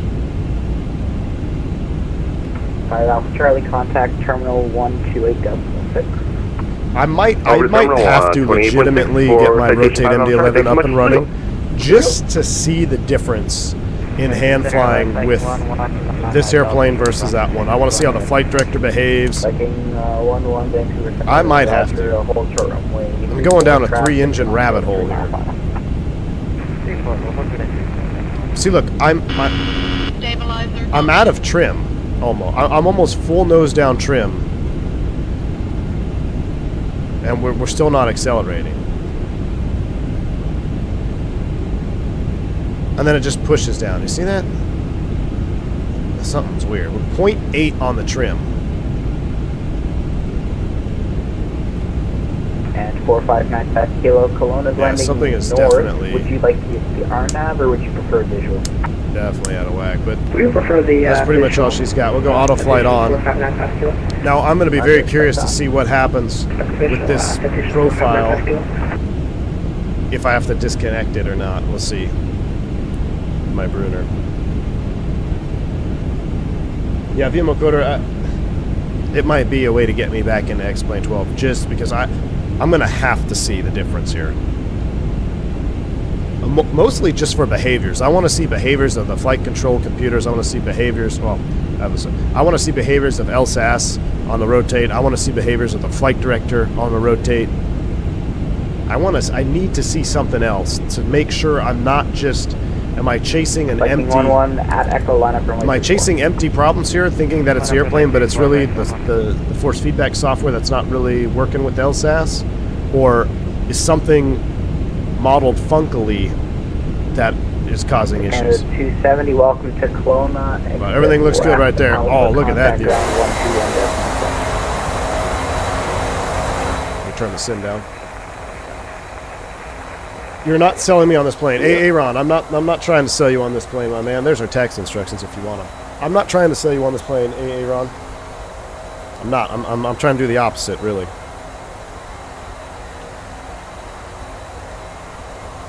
Until I can figure out some more things, I don't know. Funkily, a technical term. The approach on the rotated MD-11 is also spicy. Flight vector sim always complains about it. Bill Grabowski, that's what it is. So it's probably pitch augmentation constantly corrects pitch. This is 100% what I think is happening, Bill. Now, so 3504 knots, clear takeoff. Because this airplane has the pitch augmentation, and it's like fly-by-wire, right? Essentially, it is technically. Could you say the pitch augmentation is essentially a mechanical fly-by-wire system? And with that happening, I think it's over-aggressive. And that would make sense because I believe TFDI has already said that they are working to tune their pitch augmentation system. So if the pitch augmentation system gets tuned down a little bit, maybe it won't be so dramatic and working against the force feedback, because you got to think about all the variables. I mean, they're creating an airplane that has a pitch augmentation for the 99% of users who are flying with stick with zero feedback, force feedback. When in real life, that pitch augmentation system is really causing different forces and control forces on your side or on your control column. So you can see the problem there. It's like if you're developing that software to work with non-force feedback, and then someone has force feedback, you could have definitely a problem. It would be mechanical flight loss system. Fly-by-wire means the controls inputs are transmitted electronically.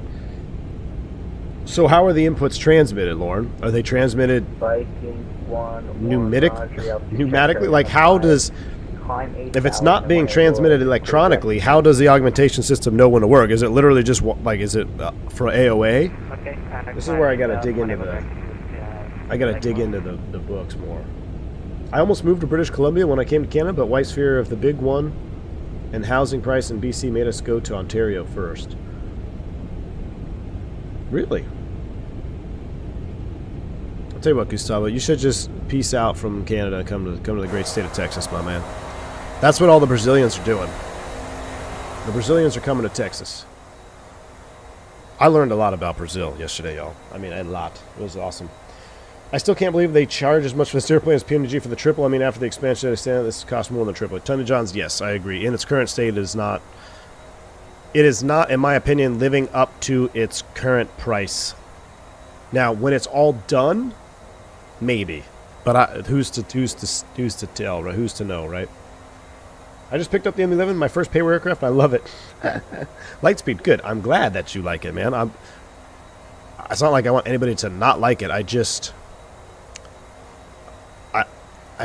just needs one. It needs one. What's the term? maybe like clean house, but quality of life. It needs one quality of life patch. That's really all this airplane needs right now to really clean it out. You got some chop. All right, Delta, settle down. Like stability augmentations is mechanical inputs to either trim or primary flexions via air data computer or something. Okay, okay. MCAS is a good example, yes. Well, that's right off the AOA, though, isn't it, Wingnut? And Rouge 372, sorry, just give me 1 second and I'll get that from you once again. Would you say that there are a Brazilian of them in Texas? Funny, Steven. Funny. I have to say I'm having more fun than the MD-11 than the Triple Buckeye Flight. And here's the catch. This is the title of the stream that is, so it's not clickbait. Why do I like this airplane? And Buckeye Flight, I'm going to hit on this. You basically just did. I have more fun despite its shortcomings, despite making me rage with nav data issues. I have more fun trying to tame this beast than I do flying the 777. Sorry, go ahead with that 777 is a better, more complete, refined product. No questions asked. However, and Rouge 372, I enjoy the challenge this aircraft presents, but I also think some of the challenges are over-exaggerated in either flight model tuning that needs to be done, or it could just be my issue with the force feedback struggling to be compatible with the way this flight model is built with the stability augmentation system. Because, and I say that because last night I flew this exact flight. It's how I got the thumbnail. I flew it with I just flew it with a stick, my CM2, what is that? Verpal. Verpal. I normally use it for my helicopters. Verpal flight stick, and I flew the whole flight. No force feedback. Landed flaps 50. I had to put a 60. I put a 60 curve and like 50% reactivity on. 60 curve and 50% reactivity, and I flew the whole flight with no issues. So it could very well be trying to get this airplane to be compatible with force feedback that I'm struggling. But if I hope we don't have any issues on approach today. I might have fixed it. One thing that I want to ask you guys: have you ever been flying the MD-11 here and disconnected the autopilot on approach and been out of trim? For me, every single time I do it with my Brunner, when I disconnect the autopilot, I'm severely out of trim. It did not happen on my home PC when I was using the non-force feedback. So I'm curious, for those of you that don't have force feedback, have you ever disconnected and been out of trim? 777 is an absolute pilot's aircraft, but also totally tuned for pilots who just come across the ocean. Yeah, it's a completely different. You can't even compare it, Lord. I mean, the 777 is easy mode. Sit back. What did it? My friend Pedo Heat and what did he say? Hold on, I kept talking to my buddies on the triple because I keep asking them questions. Hold on.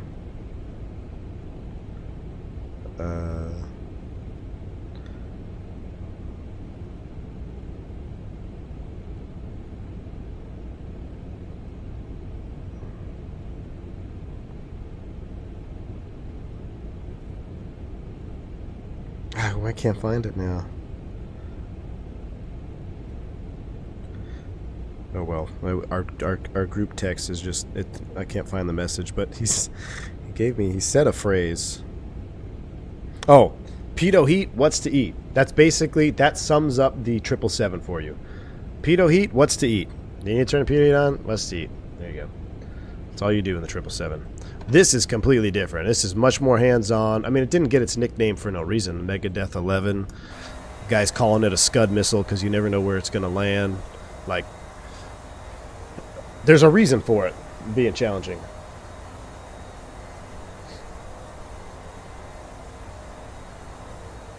MD-11 best looking plane in history. Is it really an MD-11 if it doesn't break mid-flight? No, probably not. But here we go. Look at this livery, though, y'all. Look at this. Look at this juice on the front here.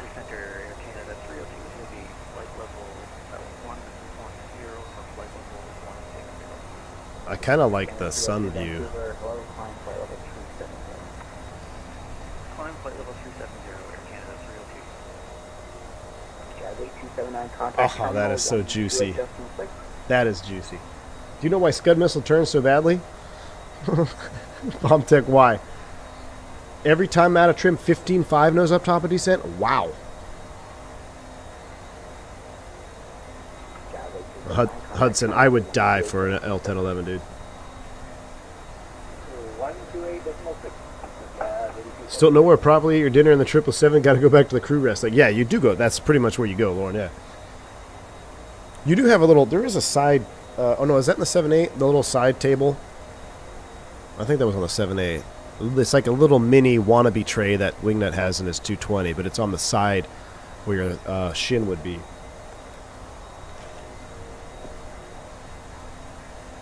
No contrail from the middle. Let me see. Thrust set. No, it's there. It's there. It was just the angle. 3 cons. Yeah, it's there. Thrust set. You can see it now. It's kind of washed out. It's definitely there.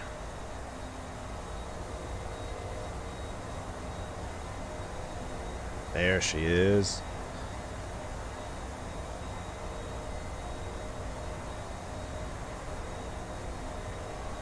Yeah, it is the triple that has a side table? Okay, that's what I thought. Do you adjust the CG before landing? What do you mean by do I adjust it? Oh yeah, you can't. Yeah, you gotta eat. You're gonna have to eat off your lap, like a, like. Oh, never mind.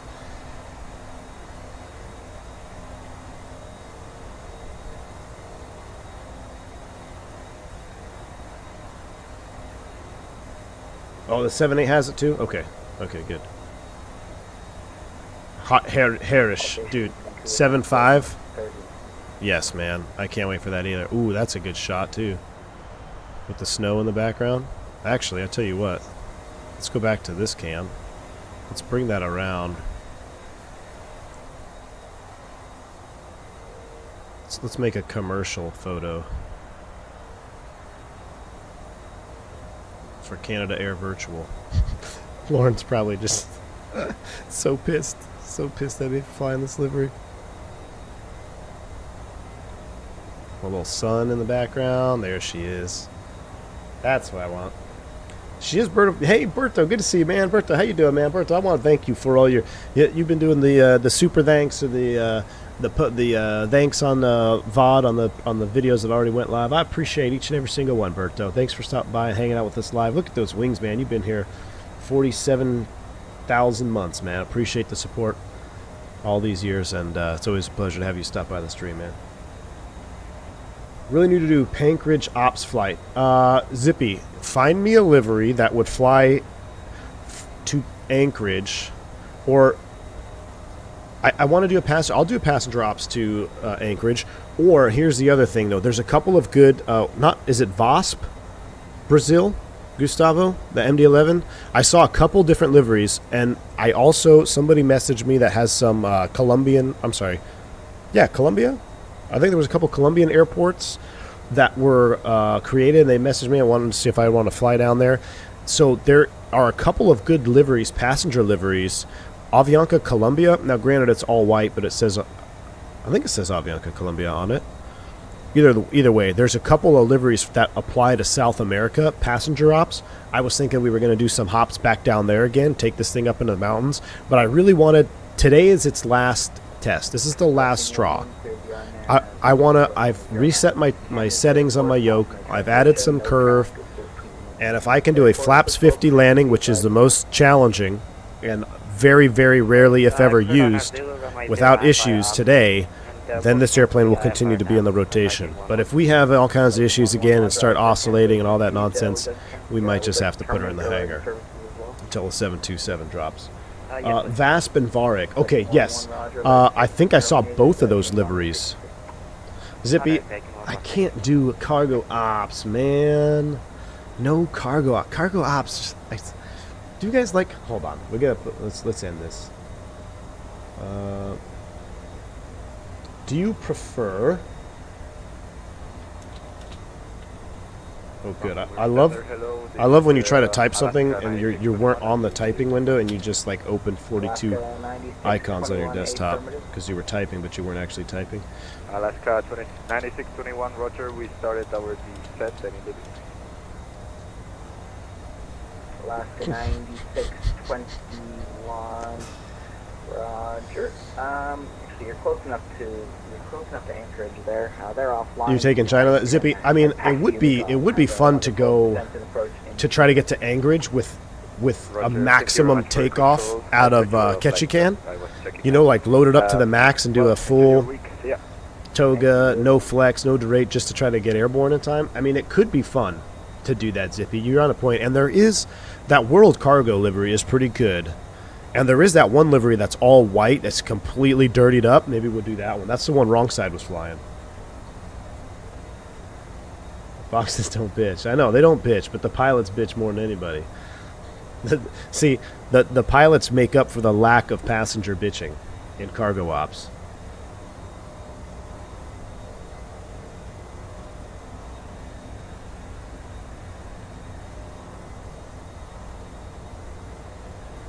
Tracking you in the E190 on VAT Simulator looks so much better than VATSpy. I'll have to check it out, man. Varek has a version with paint on the belly. Mid TAM is only painted. Okay. I'll look at the liveries tonight, Gustavo. Man, we're definitely getting some chop, though. Look at this. Oops. We're going to keep that seatbelt sign off. We're at 38. We're at 38,000 feet. We're going to keep that seatbelt sign on. But see, the sounds in the cabin are just... yeah. They need more work. Let's turn on some more jazz. I was vibing with that jazz music.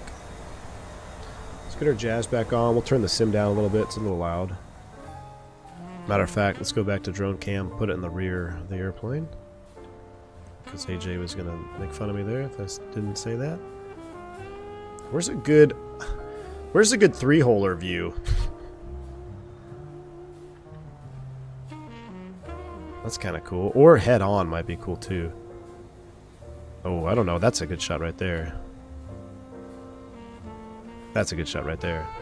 And actually, we can get fancy with it. Watch this. May not look very good in flight, though. Let's turn that off.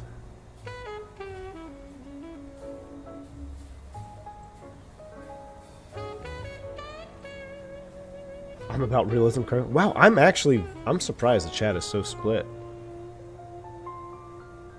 50-50, so pretty much half of you like to fly cargo, half of you don't.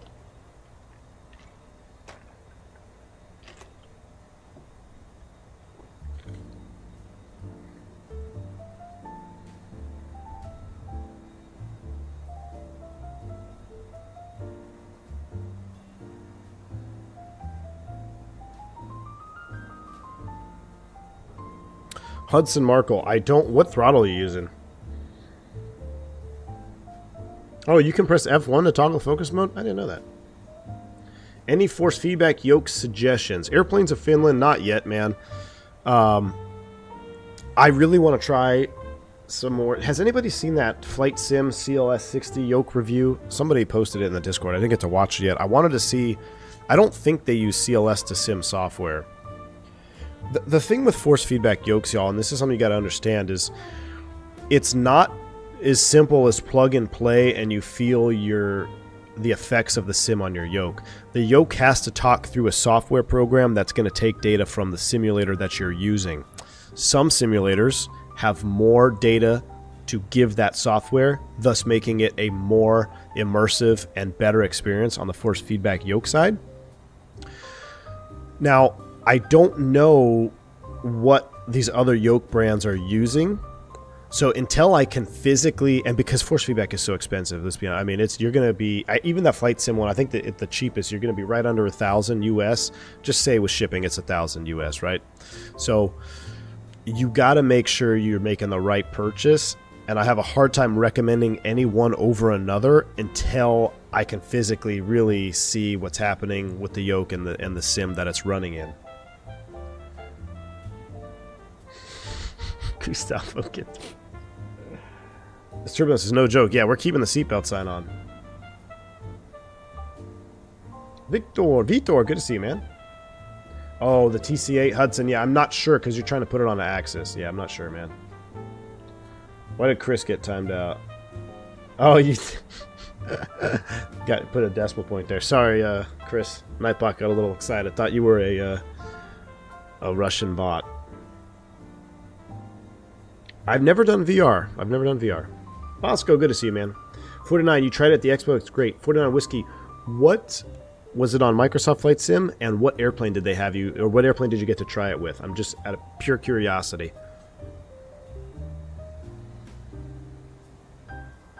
Because I think I saw, from what I saw in like one of the booths from a video, I was watching reviews of the expo, and they had a force feedback side stick, but they were playing IL-2, I believe. It might have been DCS. I know it was Warbirds. Yeah, Chris, I had to put that Nightbot command in there, because if you remember back in the day, we had all the Tinder bots. That's what they were. They were Tinder bots.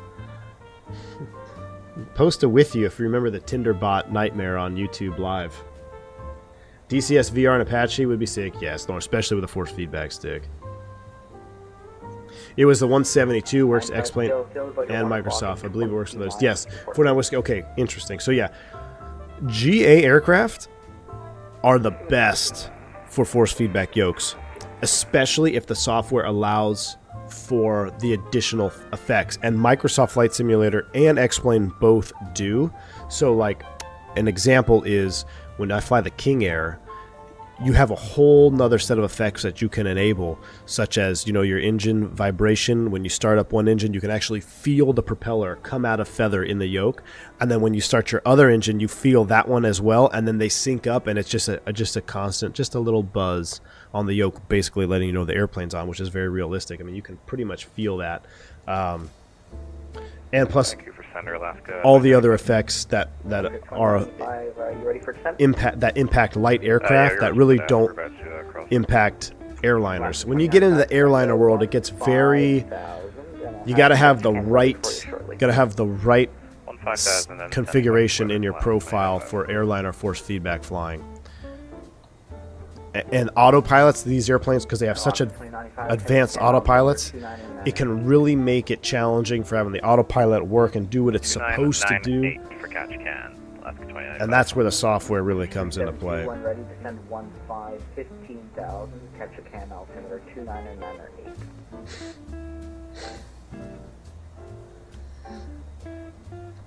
Stick forces are based on the equation. Perpendicular from NDB. See, that's well above my pay grade. What I do is I just put it on. I put it on a curve. So basically, with CLS to Sim, if I want to have force feedback respond to the speed at which I'm flying, I just move the little line. Math. That's too much math for me. I just move the line. Did you ever fly the MD-80 in the Sim? I have. I have. I love physics. Alright, let's see how far out we are.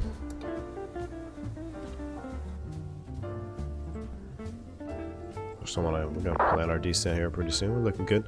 No weather radar. Again, no weather radar. No... And 95 kilo field now about your no 9 terrain. o'clock and 12 miles. See, things like that make me scratch my head. Like, why? No weather radar? Okay, no weather radar. No terrain.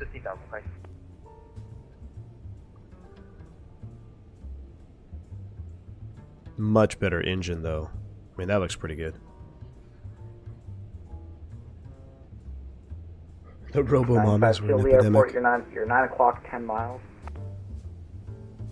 95 kilo, we do not have the field in sight. It looks like the cloud layer. Has anyone tried the Boeing Thrustmaster yoke with his aircraft? Ooh, I'm sure people. Yeah, I'm sure quite a few people have. Kilo, Roger. Do you have the Ever used the Win-Win rudder pedals? I have not, Steven.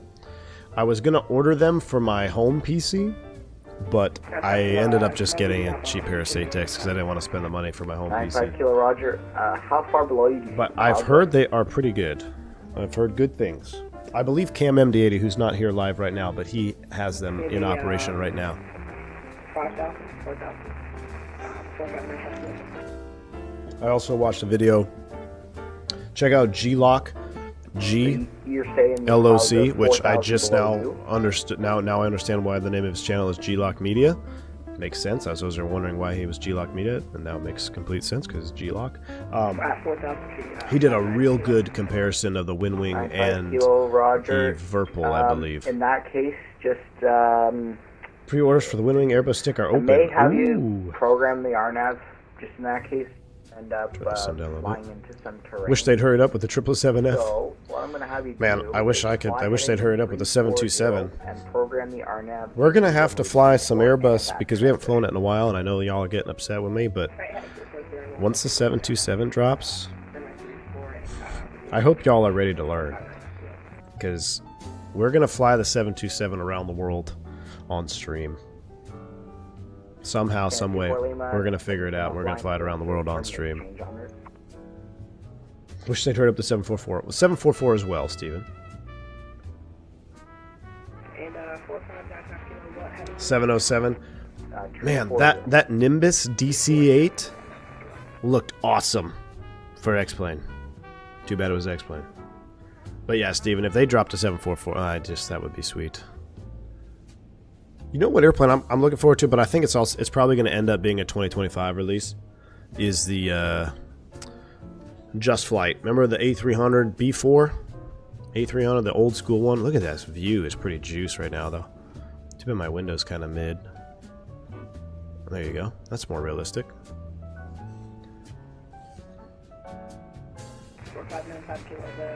Yeah, but I hope I'll end the poll. So pretty much split with cargo ops. So you guys like cargo ops, huh? Yeah, we need a 7.2, 7.0. We need more. Here, we just need more non-EFIS planes. I get it. I get we all like to just start up our sim and hit autopilot and let the airplane fly. But can we please, devs? Can we please just start making some pre-Magenta line airplanes? 727 coming out, that's good.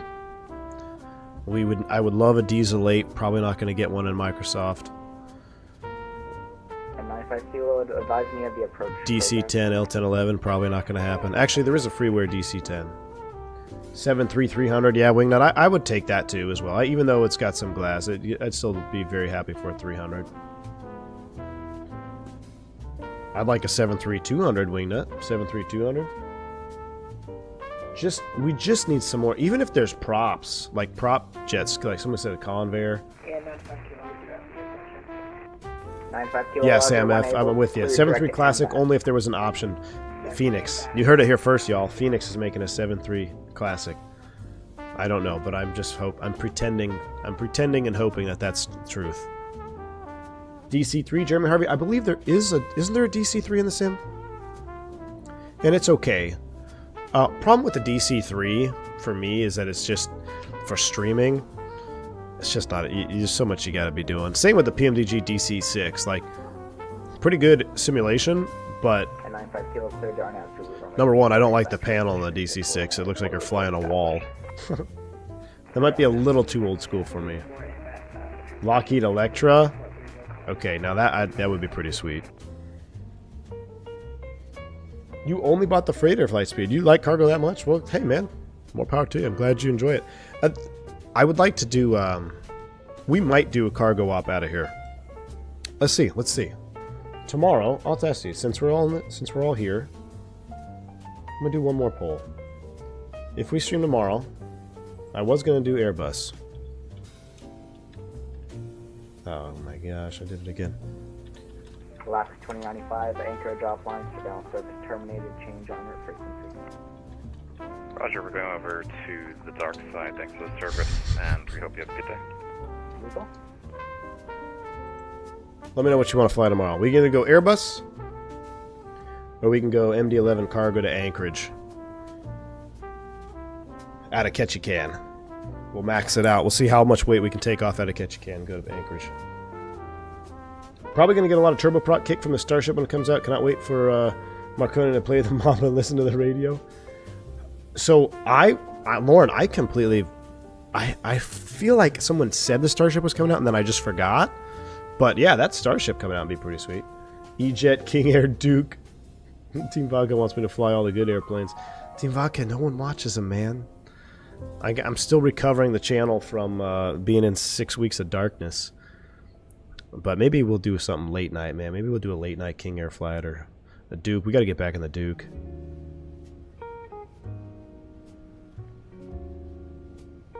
A300 isn't on pole.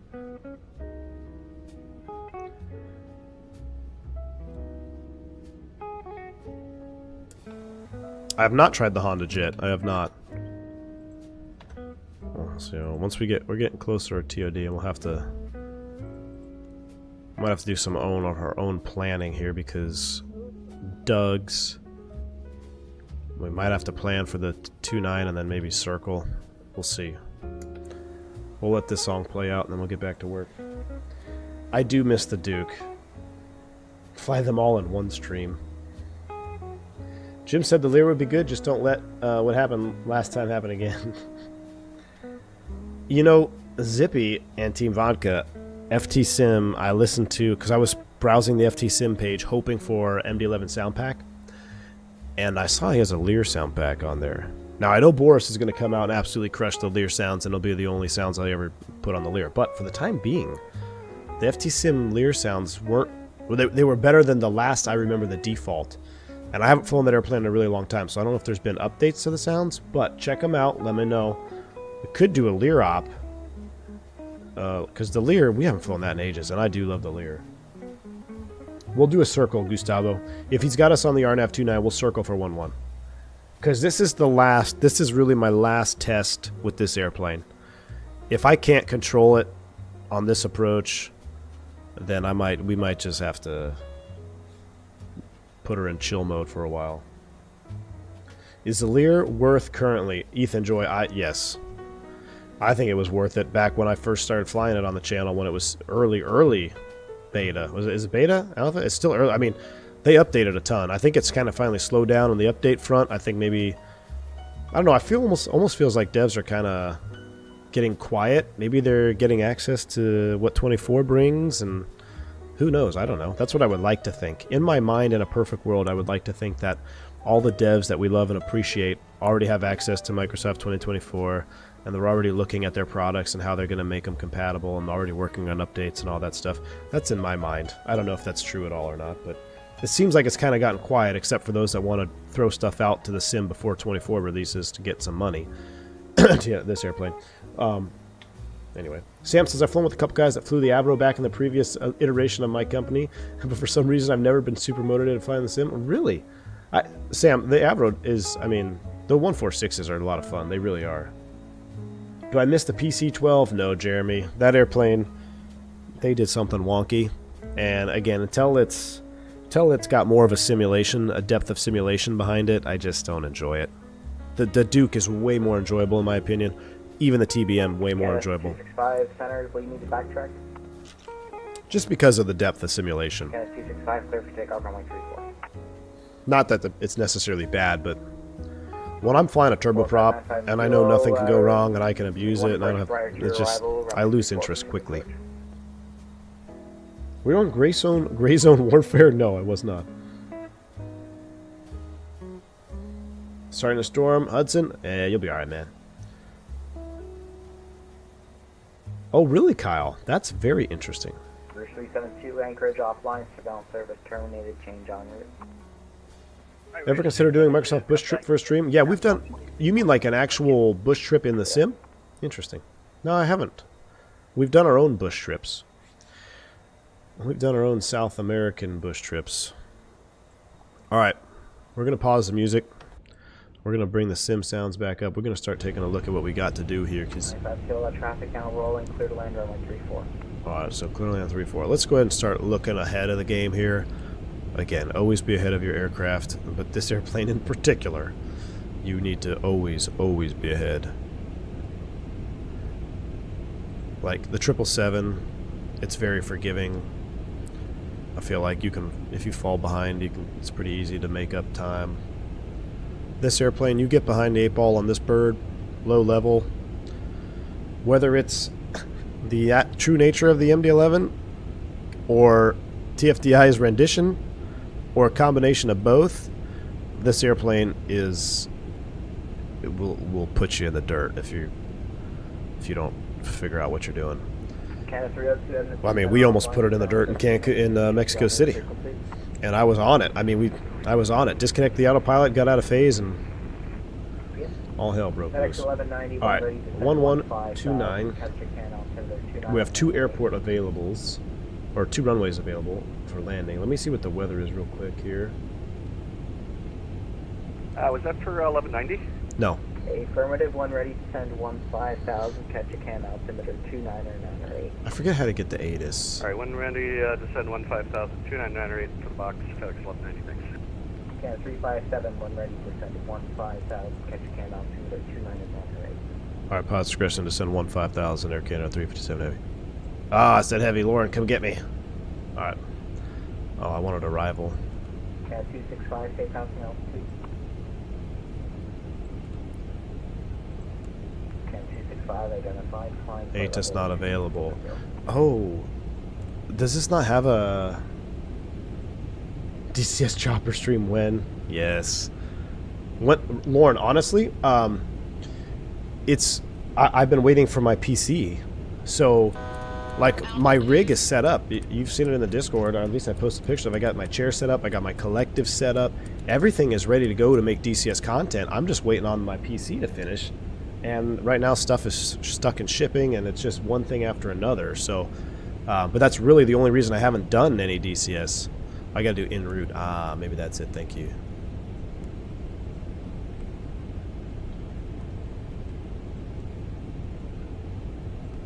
Let's see if we get any this way. Packed is 3:30 at 7, 10 miles clear. Okay. Thank you, Gustavo. Not available. Not available. Maybe there is no. I don't think there's ATIS there. All right, 15,000 is set. What's interesting is that they have us coming on the 29 approach. I want to plan 1-1. Oh, weather, not ATIS? Okay, I'll get back. Well, I already know it's 310, so I want to land on 1 or 330 at 7. So we want to land 1-1, right?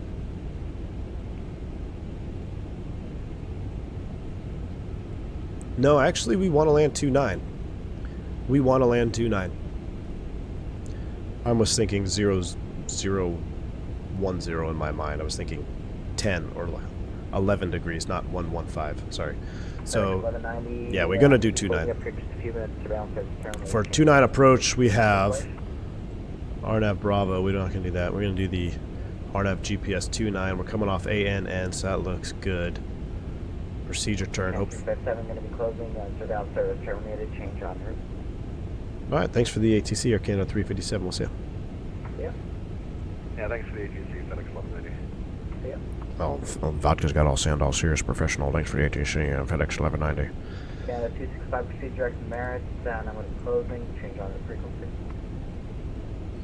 Why do I have ACAR's message? All right. Packed, here we go. Turn this on.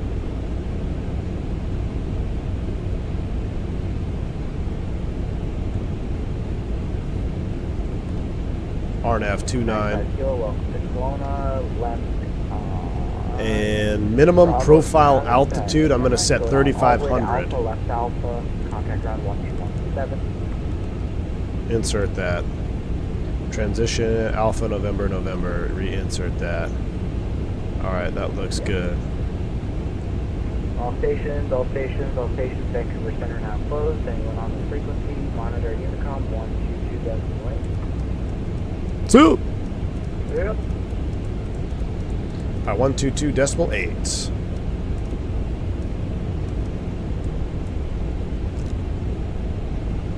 RNAV B would be the legal option. Since when do you guys want to do legal stuff? RNAV Bravo has us coming down to platform. Look at me sounding like flight deck to sit. Platform altitude 3,600. Final approach fixed altitude 3,600 at Rosmo. And that gives us a minimum. I mean, we know we don't. Here's the thing, y'all. We know we don't need it because it's visual. There's not a cloud in the sky. So I'm not worried about doing the RNAV Bravo for legality. We're just going to stick with the 2-9. And I'm going to set us up direct to the final approach fix anyway. Actually, I might just set us up direct to Zikmu. Does it have a hold in the box? It does have a hold in the box. So we'll go direct Zikmu without the hold. How about that? Well, there is multiple aircraft en route, though. Let's do the hold. Did we do the hold? A FedEx that's going into Ketchikan. What's your DME to Alpha November November? Am I on the wrong freak? Oh, yeah. Well, Team Vodka, you're in the chat. What's your distance? Why do I have ACAR's message?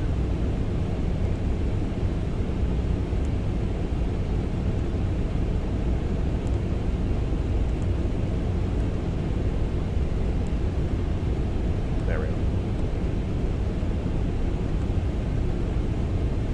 Weather request? I don't think it has any weather, though, here. Other than the minute weather. You're 77 to Harney. I'm 98. Okay. Traffic going into Ketchikan. Are y'all doing the RNAV 29 with the procedure turn? A-firm. Okay. Alright, so we're going to keep it as is. Let's do the procedure turn for juice. Let's do the procedure turn for juice. Why not? You're last in line according to VATSIM radio? Alright. CTAF when I get closer. Yes, Lauren. And actually, it'll probably have a published CTAF frequency. Look at that. Look at this. Look, Lauren, a published CTAF frequency. This makes 100% sense. If I owned VATSIM, or if I was the powers that be at VATSIM, I would say, unless specified CTAF frequency on your airport chart, use 122.8. If there are basically, that's even too confusing. Let's make it more simple. Attention all VATSIM users. If you are flying to an airport that has a published CTAF frequency, you must be on CTAF frequency for approach, landing, and takeoff. Very simple. If it doesn't have a published frequency, all everyone else use 122.8. That's how you do it. That is how you do it. Does the turn have a 4 nautical mile published, or is it timed? I'll take a look real quick. Let me see this May ACAR's weather request message. Received. I still don't think it's going to have weather. Oh, it does. 10 miles clear, 19er, 29er, 9er, 8. Alpha November, November. Let's go ahead and just let's start down early. So we're going to double pool. Actually, no. We'll keep it in prof. Oh, you know what? That's not going to work because it has distance. We need to start down now. So I'm going to vertical speed. Nope. Scroll the mouse wheel the other way, you silly goose. Why would you scroll it an intuitive way? We're going to start down at vertical speed, down to 15,000. Vertical speed, 15,000 is set.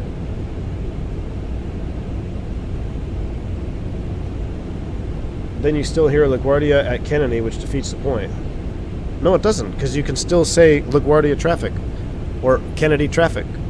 That's real-world problems. When you fly to an airport that has a CTAF that's next to another airport, sometimes you hear other airplanes on that CTAF. That happened to me all the time going to Sherman, Oklahoma when I was flying freight. Because you had Clinton Sherman, then you had, like, Clinton Regional. I think they had the same freak, or there'd always be bleed over. What are the pros and cons of this plane so far? Pros, the external model, I think is nice. I don't know if I call that a pro. Take that back. Pros, it's a 3-holer. It's different. It's challenging. Cons, the sounds need to be cleaned up. The flight model, LSAS, needs to be cleaned up. Another pro would be it's got fully functioning VNAV, LNAV, so that's good. Now you can fly your magenta line all you want. Now let's go back to prof. We should be pretty much on it. Or are we not? No, we're not. Alright, just idle clamp to 15. User error. I thought I could intercept the profile mode there. I was zoomed out. I don't know.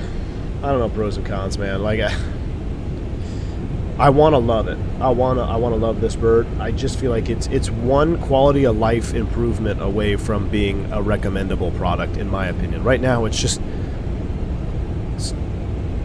It's not clean. It's not clean. Yeah, Ethan Jolly. It very much looks like a... It feels to me like a very good beta product.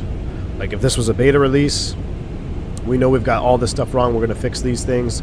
And they're not even massive things, just little things. Like I said, sound cleanup, flight model tuning, maybe adjust the LSAS and its aggressive pitching that it causes the airplane to do. Like sometimes it'll get into a pitch oscillation even if you're on low speed, which I read isn't realistic. Like the real airplane kind of would nose you over, save you. In this airplane, it noses you over, and then it pitches up. Noses you over, pitches up. Things like that, you know? But I'll give you a pro. I mean, I think the box is actually pretty nice. The FMS, I haven't had any issues, knock on wood. You can load up your constraints. We're about to do a hold here. I want to see how the airplane handles the hold. Speaking of, we've got to check the leg distance here on the hold. Stabilizer motion. So it does some things really well, and it does some things that just make you scratch your head. That, to me, signals that that's like type of a beta release. Team Vodka still hasn't bought this plane. Yeah, I just took off the MD-11. I love it. I wish I could fly the whole route. I wish I could fly. See, and light speed. There you go. So your mileage may vary. I also believe I watched Captain Canada fly this airplane. He had nothing bad to say about it. At least when I tuned in, it was highly recommended for him. But you know, everybody's got an opinion, right? And opinions are like buttholes. Everyone's got one, and they all stink. So, you know, take it for what it's worth. I want to love this airplane. I do. I really want to. I want this to be my favorite airplane on the sim. I've showed it a lot of patience. It's 10 characters into the pilot client to find the correct frequency. It's not that hard. Where does one find that information, Lauren? I'm just curious. Is that an updated thing that you have to check on the website somewhere? Because I know y'all told me about it, but I wonder if it's kind of like their terms of code of contact where they just update it, and if you never check it, then you know you'll never know.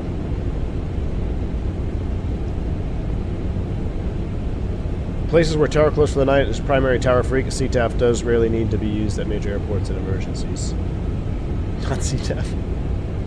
Yeah, I get putting dot CTAF in there, but that breaks my immersion. When I fly airplanes, I don't have to type dot CTAF anywhere. I can look at the chart.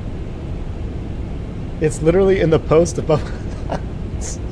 Lauren, well, that's another thing. The new flight plan filing, it's just so dumb. It used to work so good from the client, because then I could just pull up my flight plan and see the route and use it as a scratch pad. I've had so many different issues where it's been like, oh, you don't have a flight plan filed, but I did file it, but it doesn't, I don't know. Then it times out. I don't know. I think it's like a lot of wheel being reinvented. One click on Navigraph and zooming in a bit to find CTAF. Yes. One click, zoom in. Oh, we have a CTAF published. 23.6. Matter of fact, let's do that. I'm going to flip over because it's easier to move this. Pre-filing via SimBrief has never been an issue. Well, so when I pre-file via SimBrief, though, when I launch vPilot, then I don't have a flight plan. When I click flight plan, I have to open another browser window to pull up the flight plan, and then half the time it's empty, and then sometimes it says, oh, we found a flight plan on file for you. And if it doesn't, then I have to like reset and do a bunch of nonsense. I don't know. I'm just saying, the way it was before was perfect. It was perfect the way before, and now it's just, it's not imperfect, it's just different. Ketchikan traffic Alaska 29.5. We are 10 miles on the final 29. That's a good question. I don't know why it isn't VR compatible. Are you into VR, Wingnut? Are you a VR guy? So many people ask me about it. I've just never done it. I'd be very curious. I know my buddy he flies real life too, and he does VR, and he's like, it's basically real life. All right, we're gonna start doing our own speeds here as well. I'm gonna double select the speed.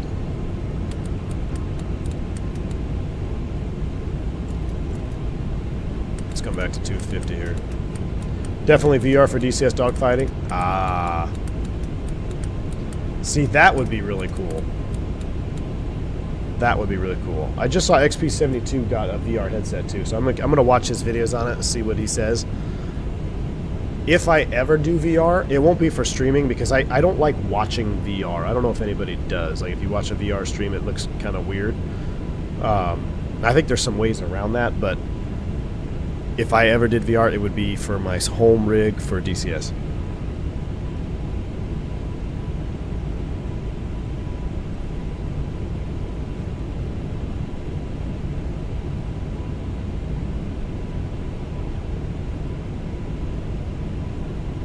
Skill issue.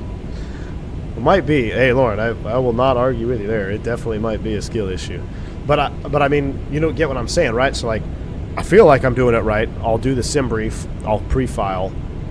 And then I'll launch VPI or Iveo Premium. And then I'll log in. Cool.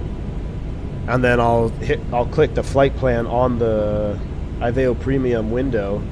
And it says flight plan not found or flight plan not on file. I'd say about 50% of the time. And the other times, I'll do it, and it takes a while to load up, and then it will load up what I did pre-file. Morning, glad to catch you still alive. Aviator Nick, good morning, and welcome on board. Yeah, we had a little bit of a delay this afternoon getting this puppy on the ground. A record 4 restarts of Microsoft Flight Simulator before a stream. Just pulling my hair out.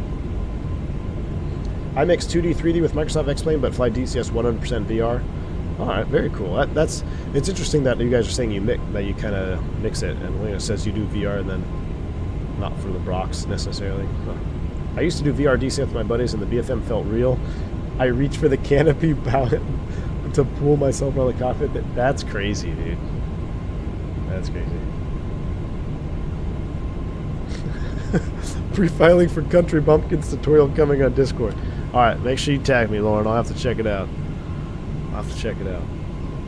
Flying choppers in VR is another as well. Feeling the trees around you. Yes, Jack. That's what I would love to do. My big thing at DCS is I love helicopter flying, and I have my fingers crossed for the Milviz or whatever Blackbird Sim Huey in Microsoft. I just don't think it can be like the DCS Huey. Traffic Alaska 295 for short final. DCS and helicopters are some of the most fun that I have ever had on a computer. And I enjoy the fighter stuff too. I do. I like it, but helicopter stuff is just extra cool. Maybe it's me because like as a kid, I always thought or always wanted to be. Initially, I wanted to be a medevac pilot. I thought that would be so cool. A lot of it has to do with my dad being in Vietnam, but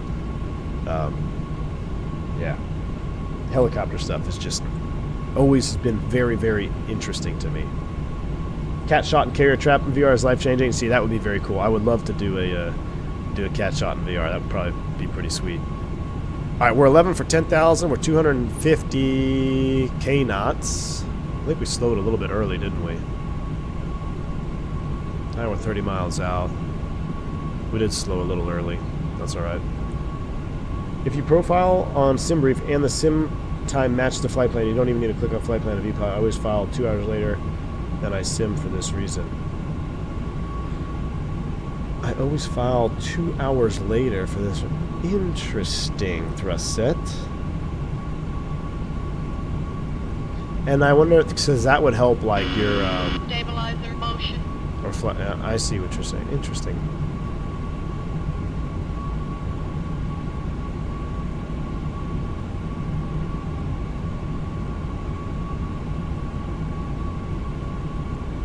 V1 Heli Stream 1. AJ, as soon as I get my PC, dude.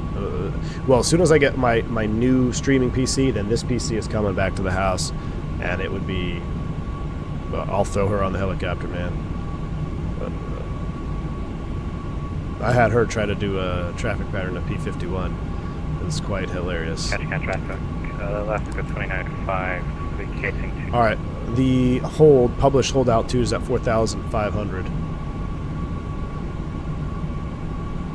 I just want to see how this airplane handles this 90 here and going into the hold. Oh, we need to check the hold legs too.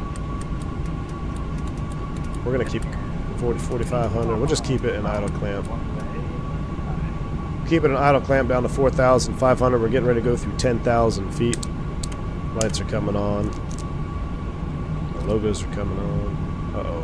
What did I just hit? There we go. Ketchikan traffic, Alaska 69. taxi. The hold point for runway. How do I check the hold procedure? Hold at Zimku. Distance is 4 mile legs. 1 point. Let's see. Yeah, 4 mile legs. It's actually it's right, Gustavo.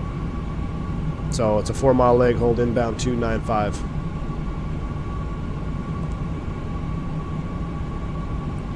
I'm curious. Should we try one turn in the hold? See how it works. Ketchikan traffic. Air Canada 357. 10,000 descending 4,500. Getting ready for the RNAV 2 and 9. We're going to be doing the procedure turn at Zipco. Yeah, we got the life rings ready for you down here. Nah, I don't need those.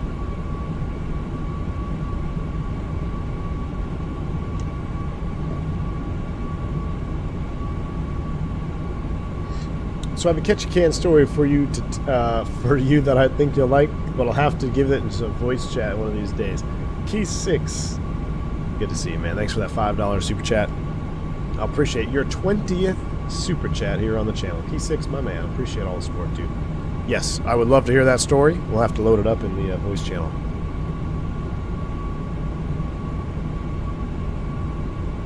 Ketchikan traffic after Key 6, you order a force feedback yoke yet? Runway 9er, that's Ketchikan. Shows 280 in the box for the hold.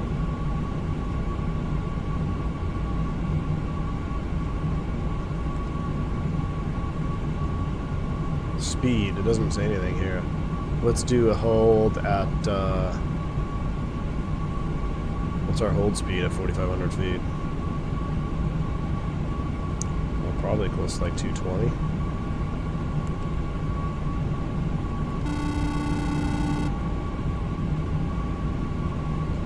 Thanks again, Key 6. I appreciate you, man.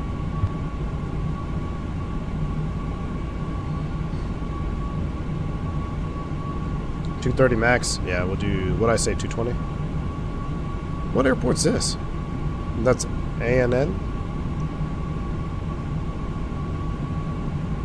You have to do the PT anyway since there isn't a no PT on the chart.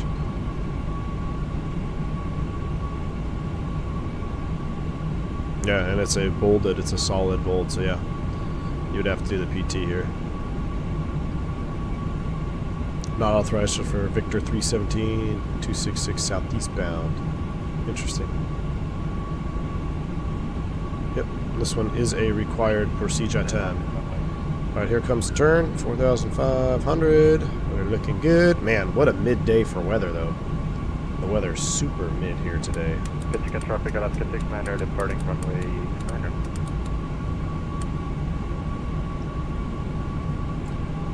Alright, 220 on the speed. We're coming back. Oh, I got to add this to my after takeoff flow. Oh, we were flaps 15, so flaps 15 is good. Let's go ahead and roll those slats out, slat extension speed. What Ketchikan payware? I'm using the one I got off Orbix, man. Ew, that looks awful with the sunlight. That looks so much better. What an absolutely awful weather day to fly into Ketchikan. Clear and a million. No wind. I'm starting to think I'm an X-plane right now.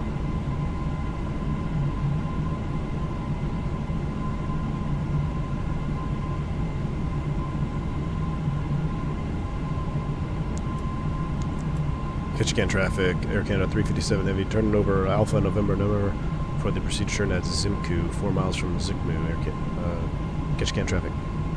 I never heard if FedEx left the hold yet, or the PT, so I hope he has. Traffic Alaska 69er is airborne past 1,500, that's cool. Alright, there he goes. Oh, there he goes, right off the nose. There's that Alaska. You see the pitch? Look at the pitch oscillation.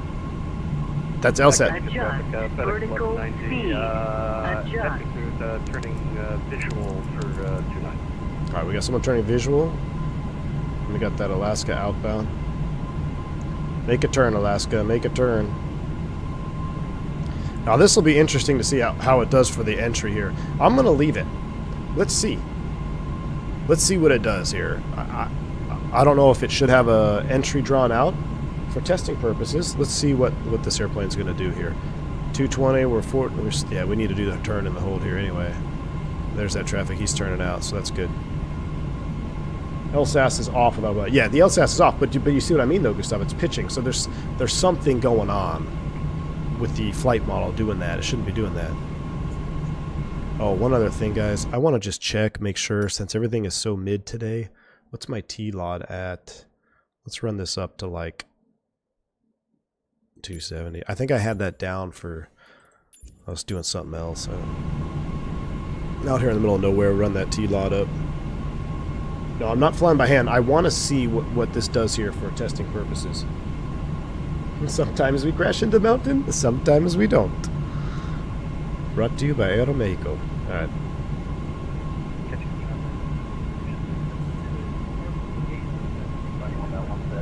Take my ATP tomorrow, hopefully at that. Ketchikan traffic, Air Canada 357 Heavy, type MD-11 over Zikmu, procedure turn for R and nav 29, Ketchikan. What are we doing, a direct entry here? This might get ugly. Altitude. Alright, there's our level off. Altitude. There's a bug that makes the displays run at... Oh! Gangster Goose! I've seen that happen where it just kind of like stops for a second. Very interesting that you bring that up. I didn't know that. Okay. So the displays will stop. They basically go to 1 FPS. I've seen that. Almost looks like it freezes. Aha. Alright, let's go flaps 15 here in the turn. Can we run the sim down to like sunset, please? Or do you guys want to keep it like this? This is so mid. 0 cloud, 0 wind, high sun.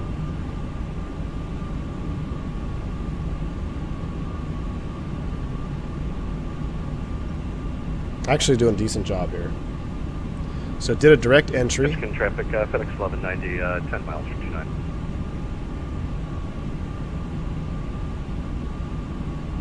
Sunrise? Let's do sunrise. Because we did have a delay on the ground. Let's bring on the juice. Let's do sunrise approach. Let's say we're getting here just after sunrise. A 5 a.m. arrival. We do a lot of sunsets. Let's do sunrise. Yeah.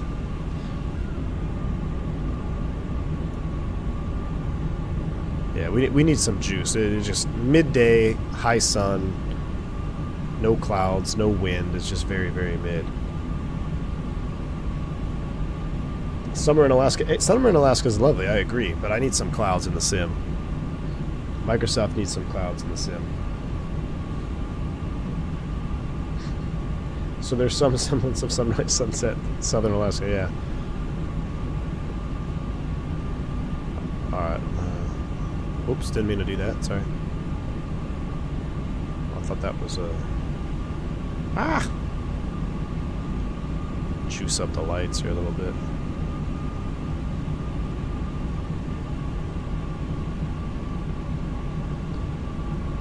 Ketchikan traffic, Air Canada 357, turning inbound, Zikmu, RNAV 29, Ketchikan traffic. Alright, now, professional move. How do we exit the hold? Do I just redirect it to Zikmu here, or can I go hold?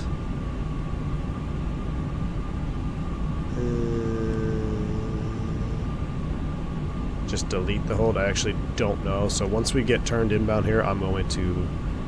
Ketchikan traffic, FedEx 1190, 3 miles from 29. Alright, he's 3 miles out, so this actually will work out good. Get flight recorder up and running. Flight recorder is ready. It's primed up and ready to go.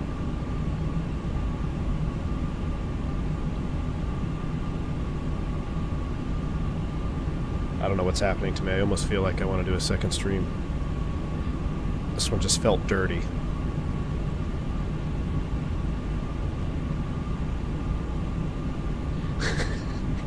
Lauren accidentally read you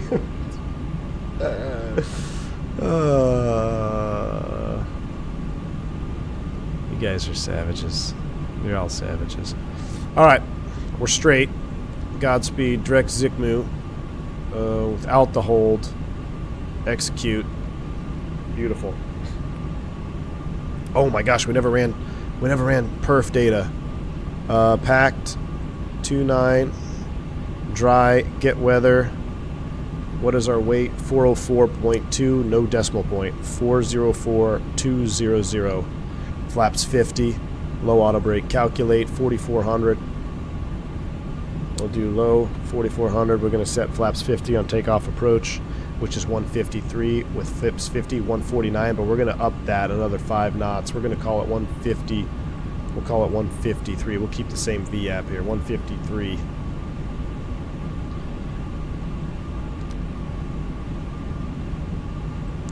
Prof to 3,500. Prof to 3,500. There she goes. Look at that. She's coming down. Ketchikan traffic. Air Canada 357 heavy. Zikmu inbound 29 straight in. Ketchikan traffic. All right. Recording is on. Speed is coming back. Now I'm letting this autopilot fly this because I want to disengage again and I want to see if I'm way out of trim when I disengage. Gosh, I need to figure out how to bind that speed pool button.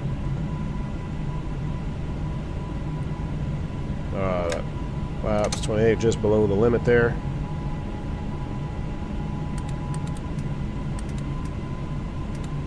Matter of fact, I'm just going to dial it all the way down. Ketchikan traffic, FedEx 1190, we're clear of 29 on Delta. On Delta? I'm sorry, can you say that text me again? We're clear 29, end of 29 onto Alpha. Oh, Alpha. I'll send the boat for you. Alright, hey, I know how to swim, we'll be alright. Alright. Flips 35, oh shoot, that's on me. Operator error. Oh, look at that though.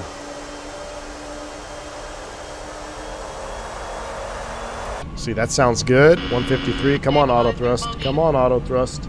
Get in there. Get in there.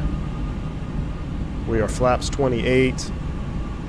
We're at our prof. All right, autopilot's coming off. Autopilot. That didn't seem terrible. Autopilot. See how it wants to push me down, though? All right, so now I'm going to go auto thrust off. ATS is off. I have the thrust levers. Flaps 50 coming in. Flight directors are coming off because they're out of whack. The bird, it does have a bird. Bird mode is on. Now this is, again, this is for science here. I'm doing a flaps 50 landing. Try not to do flaps 50. See, look, it's pushing me down. That was the airplane pushing me down. Stop pushing me down. I want to slow down my descent here. Look at that flap 50 window though. See how tight you are? We're almost overspeeding the flaps. Alright. But we're stable. Trim is at 6.9. Oh, let me put the cam on. Alright. Trim is 6.9, chat. Remind me to look at it again after we land. Now it's 7.1 because I'm adjusting it. Let me get an adjustment in here. I feel like I need a little bit more aft trim. Alright, trim is 7.8 now. 7.8. That feels pretty good. Yeah, we're flaps 50. Early, because I want to, this is for testing. Trim is moved to 8.1. It's moving on its own. The stab is. A little bit fast, as if I can come off 10 knots here, come back down to 153. I hope Wingnut's still not here. Crash test dummies are about to go nuts. Oh, I need to get G's loaded. Oh, I don't have G's, chat. I don't have G's. Here. Use Fly Live. We'll have to use Fly Live. Stabilizer motion. Stabilizer is now 9.2. Stabilizer is now 9.2. According to MD-11 pilots, 3 white is what you're looking for, really. 3 white, 1 red is pretty standard. So we're looking at 3 whites, 1 red. Ketchikan traffic, Air Canada 357 heavy. We're on a 4-mile final 29. Ketchikan.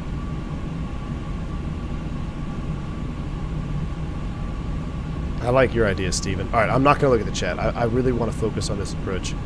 This approach is going to be the determining factor if I can keep flying this airplane or not. I think I have 153, but she's a little bit more...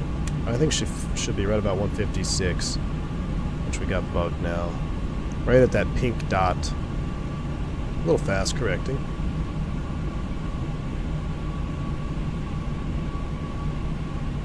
3 whites, 1 red. I'll stop S-turning here soon, I swear. Trim is at 10. Stab trim is at 10. And our speed really hasn't moved that much. Stab trim 10.3 and increasing. I haven't touched the trim once. It's interesting to me. That's LSAS doing its thing.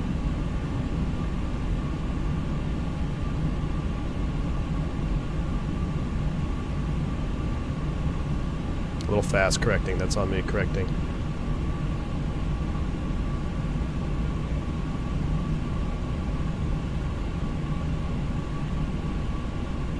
Alright, we got 1 red. That's what we're looking for. 500 feet, stable, clear to land. Oh, I never armed the spoilers. 400. Yes, I did. Approaching minimum. We're alright.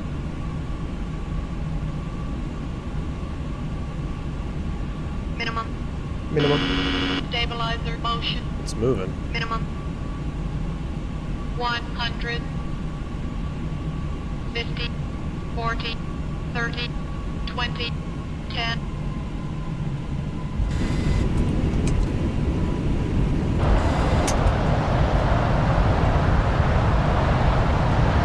That felt pretty good. Manual brakes, ABS disarm, 70 knots, reverser stowed.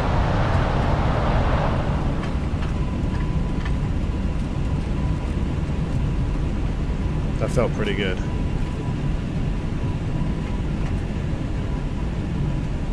Alright. Trim is 11.0 and full up. Look at this.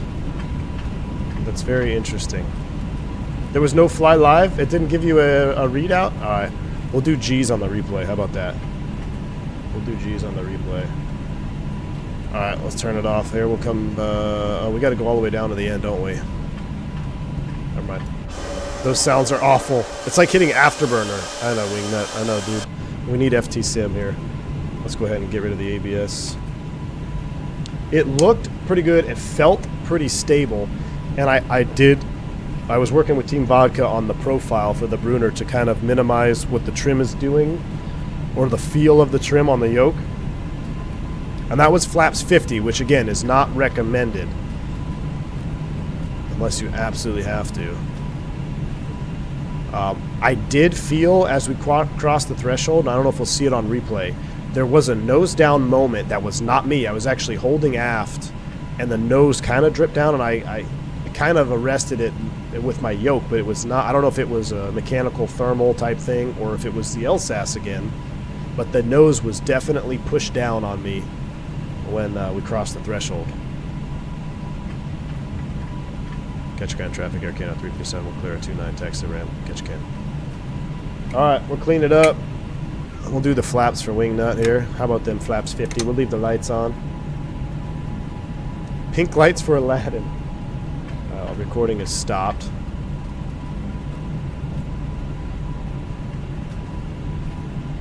See, the flap motor stopped and the flaps are still clearly moving. Again, that original flap sound didn't sound bad, but it's just, what's with the mixing? Why are my flaps are still moving? I got no audio. It's like little things like that just make you scratch your head when you want to release an $80 add-on. So, quality of life. TFDI, we need a quality of life update here. Don't they have tendency to bounce? Yes. Yeah, they really do, Wingnut. They really do. But I'm just so good at landing them that we don't bounce. No, I'm kidding, man. We bounced yesterday. You should have seen. Wingnut, just go look at the landing on Mexico City yesterday, or 2 days ago. First off, we almost crashed on approach. But the landing was... As crazy as it looked, when you look at the replay, it looks very similar to what real MD-11 landings look like. So I don't necessarily think that the landing physics are off or need adjusting. It's just maybe it was what I needed to do with the trim there on the Brunner profile. All right, let's slow down. I do like that you can snub that nose wheel. You gotta be very careful on your speed here.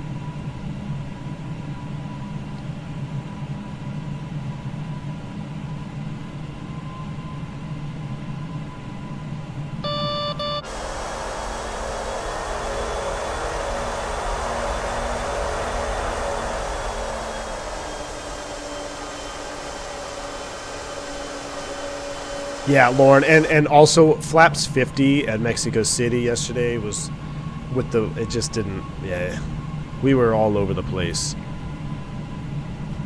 We might have to retry that approach at one point. And adjusting my seat position did help, Gustavo. Having to bring the seat up.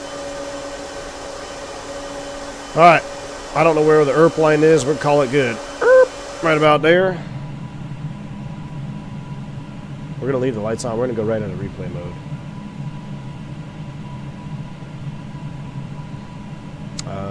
So I'm going to disconnect from Vaticals Iveo Premium. Crew is definitely blind. Nice strobes, that's right. We're going to replay mode right now. We got to study the replay. Outer lamp, yeah, that's probably Flaps 50 outer marker. Yeah, it's old school probably. I mean, it would really depend on your SOPs. It's really would dictate all of it. Alright. Let's see how this replay looks. Chat? MD-11 to Kitech? Yes, it's happening. So, I will say that I'm happy with how this flight ended. I don't want to confuse the challenge of landing the MD-11 with my frustrations with how the airplane is responding with the LSAS and the trim going full nose up and force feedback. So, matter of fact, I need to disconnect my yoke right now. It's going nuts in the replay mode. Hold on. Let me disconnect. But I like this profile, and if you have force feedback, I'm going to upload this profile to the Brunner Cloud, if I remember to, after the stream. Because it seems to be working, even with autopilot on and everything, so... Let's run it forward. Let's let the scenery load in, so we'll watch it from the wing view here. Make sure our Flaps 50 is selected. I did disconnect, yep. Who would guess the proper seating would help? Gustavo, yeah. I know, man. I was actually, hey, Gustavo, I was thinking about that when we were coming into Dallas yesterday, too. I was like, man, I am sitting really high compared to the sim. Like, looking way down. What's the final word? Do I buy it? Fireflyer 1002. I would say, if you have a soft spot for tri-jets and you want an MD-11, like you want the MD-11, I can't say that you'll be disappointed. I think it'd be fair to say that for what you're getting for the price, it seems a little rough. However, if you love tri-jets and you need a tri-jet, I don't think I could sit here and tell you that you're going to be upset that you bought it. I think it's going to be like, man, really, for this price, it should be more polished, should be more refined. Alitalia Kitech, Av Paulo, I'm waiting. That's coming. Alitalia Kitech is coming. I'm waiting on the whiskey bottle. 100, 50, 40, 30. Wingnut, is this supposed to droop at Flaps 50? Alright, that seemed pretty decent. Let me rearm the speed brake. And let's watch it again from outside. Let's see what it looks like. But you hear that the reverse sounds are off. Like, alright. Let's see how it was. But from the back, though, come on. Flaps 50? Flaps 50 from the back is worth the challenge. Flaps 50 from the back. See right there. Did you see that nose come down? Hold on. Let's go back. Let's go back. This is a good angle. This was not me. So, alright, we're stable. I'm coming down. Watch the pitch of the airplane. It's almost maybe like LSAS shut off at 100 feet, right? Look at that. Look, see how it forced me down? I had to pull it back up. And then I was just trying to flare it. Oh, man, that was a butter. I'll try, and bang on center line, too. Alright, let's go back. And I'm going to launch G's for replay mode. I know it's not always accurate for replay, but we got to at least get... We got to try to see what G says here.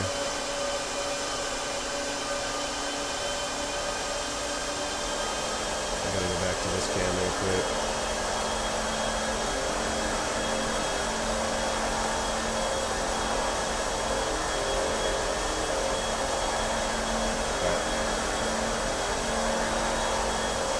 This is with G's on. Oh, my tiller light went off. Turn that off.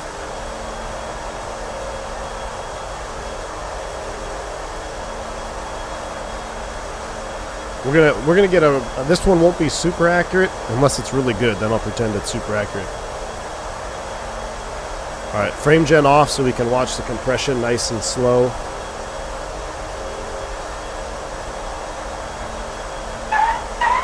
.246, 1.12. That seems believable.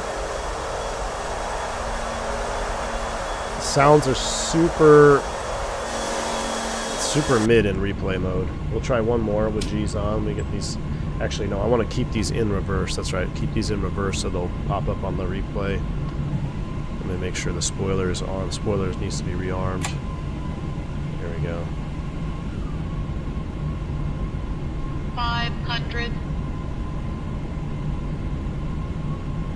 400. Oh yeah, Falcon. I 100% agree with you. PMDG's MD-11 to this day, in my opinion, is still the best MD-11 we've had on the sim. Even better than the Rotate. At least when it was at release. I haven't flown the Rotate in a while. I've heard it's much better now. I may have to give it a shot, but yeah, the PMDG MD-11 was wonderful, I thought. That G's was 262, 1.22, so that seemed pretty good. I'm happy with that. What we can do is, let me go all the way back. Let me stop. Altitude. Let me save. MD-11. Skytech, done. Alright, so that's... Let's fly another approach at flaps 35. Let's come up. Airplane's going to try to crash itself here real quick. Give me a second. We're configured flaps 35. I think our speed was supposed to be 155. Altitude. Altitude. Oh, my Bruner's disconnected. Uh-oh. Uh-oh, hold on. I disconnected it for replay. Reconnect. Reconnect the Bruner to the sim. Alright, we're on. That trim is... See, that trim is way out. I gotta run that trim up. Power, power, power, power. We're going to try a flaps 35 approach on this one. 35 land. VREF 153 is set. Idle reverse. Alright, idle reverse, Gustavo. I'm going to get on speed. We're a little bit low. Let's just level off there. Fly level flight fully configured, not optimum, but this is another approach. We are live. This is not a replay. This is what's good about this replay tool is you can reconfigure and practice your landings. I guess it's kind of like what FSI panel, I believe, does that. I think it was Black Box that was actually showing it the other day. I'm going to fly faster in level flight just so we don't have to sit here for 10 minutes.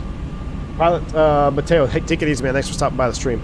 This one's going to be a flaps 35 landing. I just want to see the difference. You can see immediately, look at the window here, much wider. Flaps 50 was, you have about a 10 knot window. But this is a flaps 35 attempt now. Fireflyer, me too. And here's the thing, Fireflyer, I would call their 717 top-notch in P3D. So I think my problem was I was expecting that. But if you think back to when the 717 released in P3D, it wasn't the smoothest release either. So maybe history is repeating itself here. Maybe it will become better. Who knows?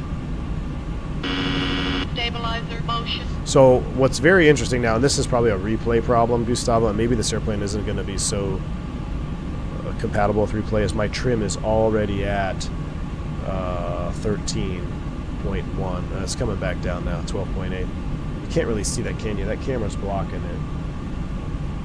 The camera's blocking the trim value, but it's actually coming down now, 12.5. Maybe it'll work out. All right, let's fly the approach.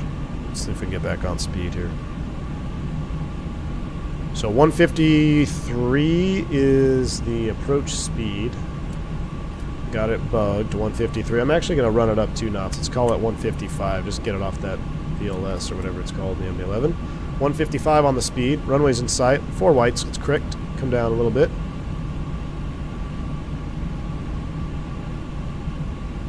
Now, if we can get 2 approaches back to back here without going wonky business, then we're gonna fly this. We'll definitely take this puppy on a long haul. We're gonna do Stabilizer motion. We're gonna do a long haul on Friday evening. And I'm gonna go on a little dinner date with the wifey in cruise. So Plan for that if you want to fly it. Nope, that's me. I was just trying to kind of get that trim to come down. Alright, trim is at 10.6 stab now. Alright, now I'm going to slide into the slot here, get configured. We're 1,100 feet, a little fast. 1,000. 4 whites. Sync is a little fast, correcting. As soon as I pick up one red there, I'll shallow it out. On speed now, 155. Alright, here comes our Vappy, one red, beautiful. Actually, I should record this one too, huh? Recording is on.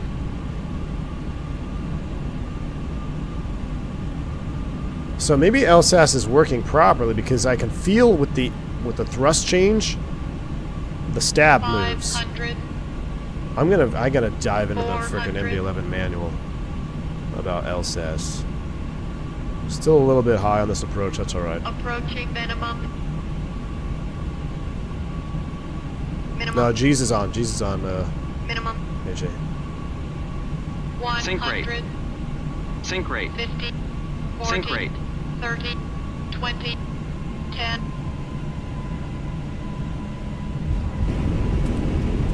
Oh, I had a reverse.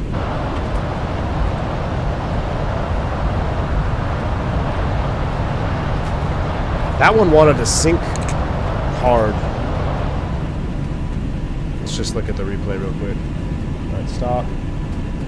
Replay. Let's watch this one. This one wanted to sink really hard. This is a Flaps 35. Well, I overflared because the sync rate started going off on me. I don't know if there's a thermal situation or a wind situation coming across the threshold there. Watch this.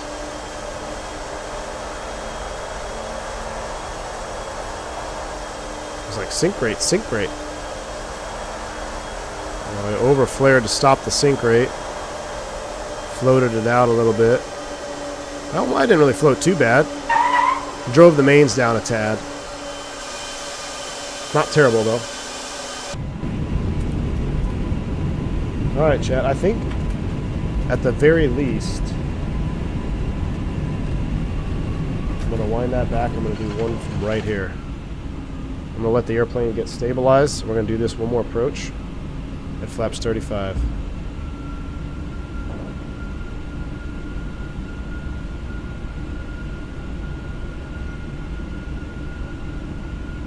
Stop replay, hands on, I'm flying, correcting the speed. 500. I know, we're low, we're correcting. It's kind of a short final to take over like that. Alright, correcting 400. speed, we got one red. Approaching minimum. Let me record. Approaching minimum. That recording is on. Watch that sync rate this Minimum. time. Minimum. A little bit slow, Power, 100. power. That's when I clicked off the screen. 50. 40. 30. 20. 10. Tried to butter that one out. That didn't work. It was too slow. But hey, we're not getting that pitch problem. So, I like it. I'm actually okay with it.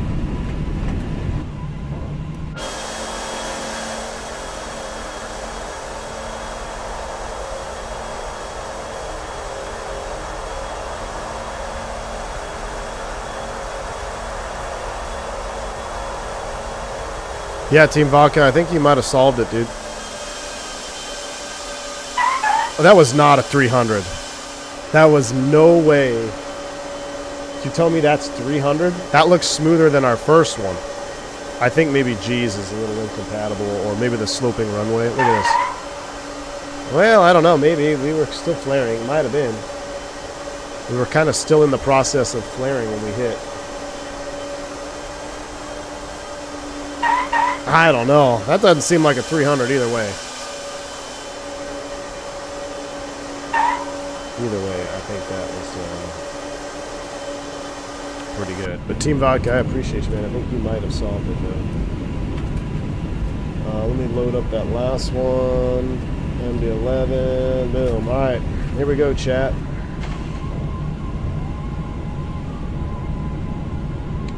leave y'all with this. I'm going to disconnect the yoke again here. Alright.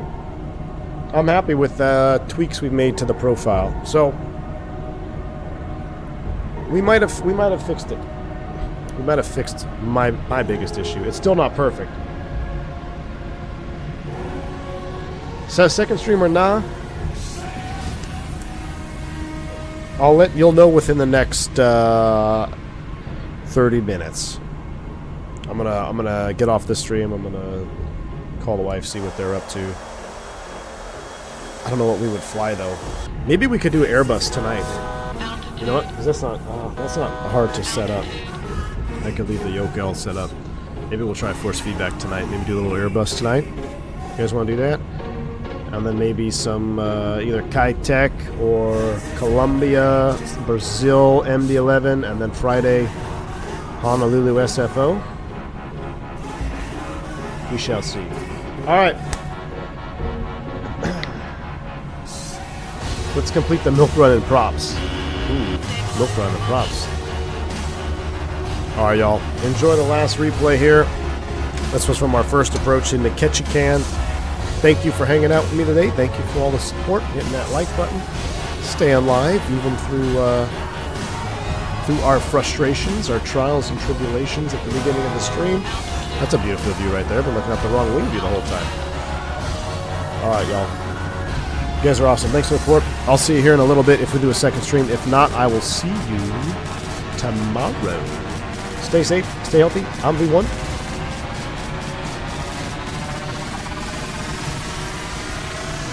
See you!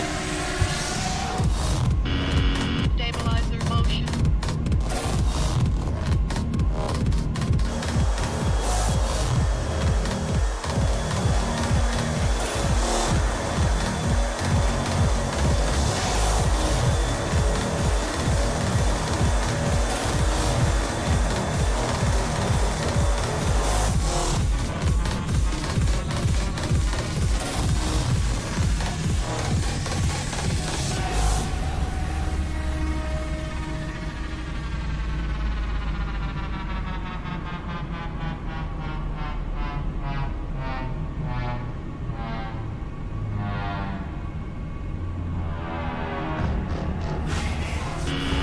Stabilizer motion.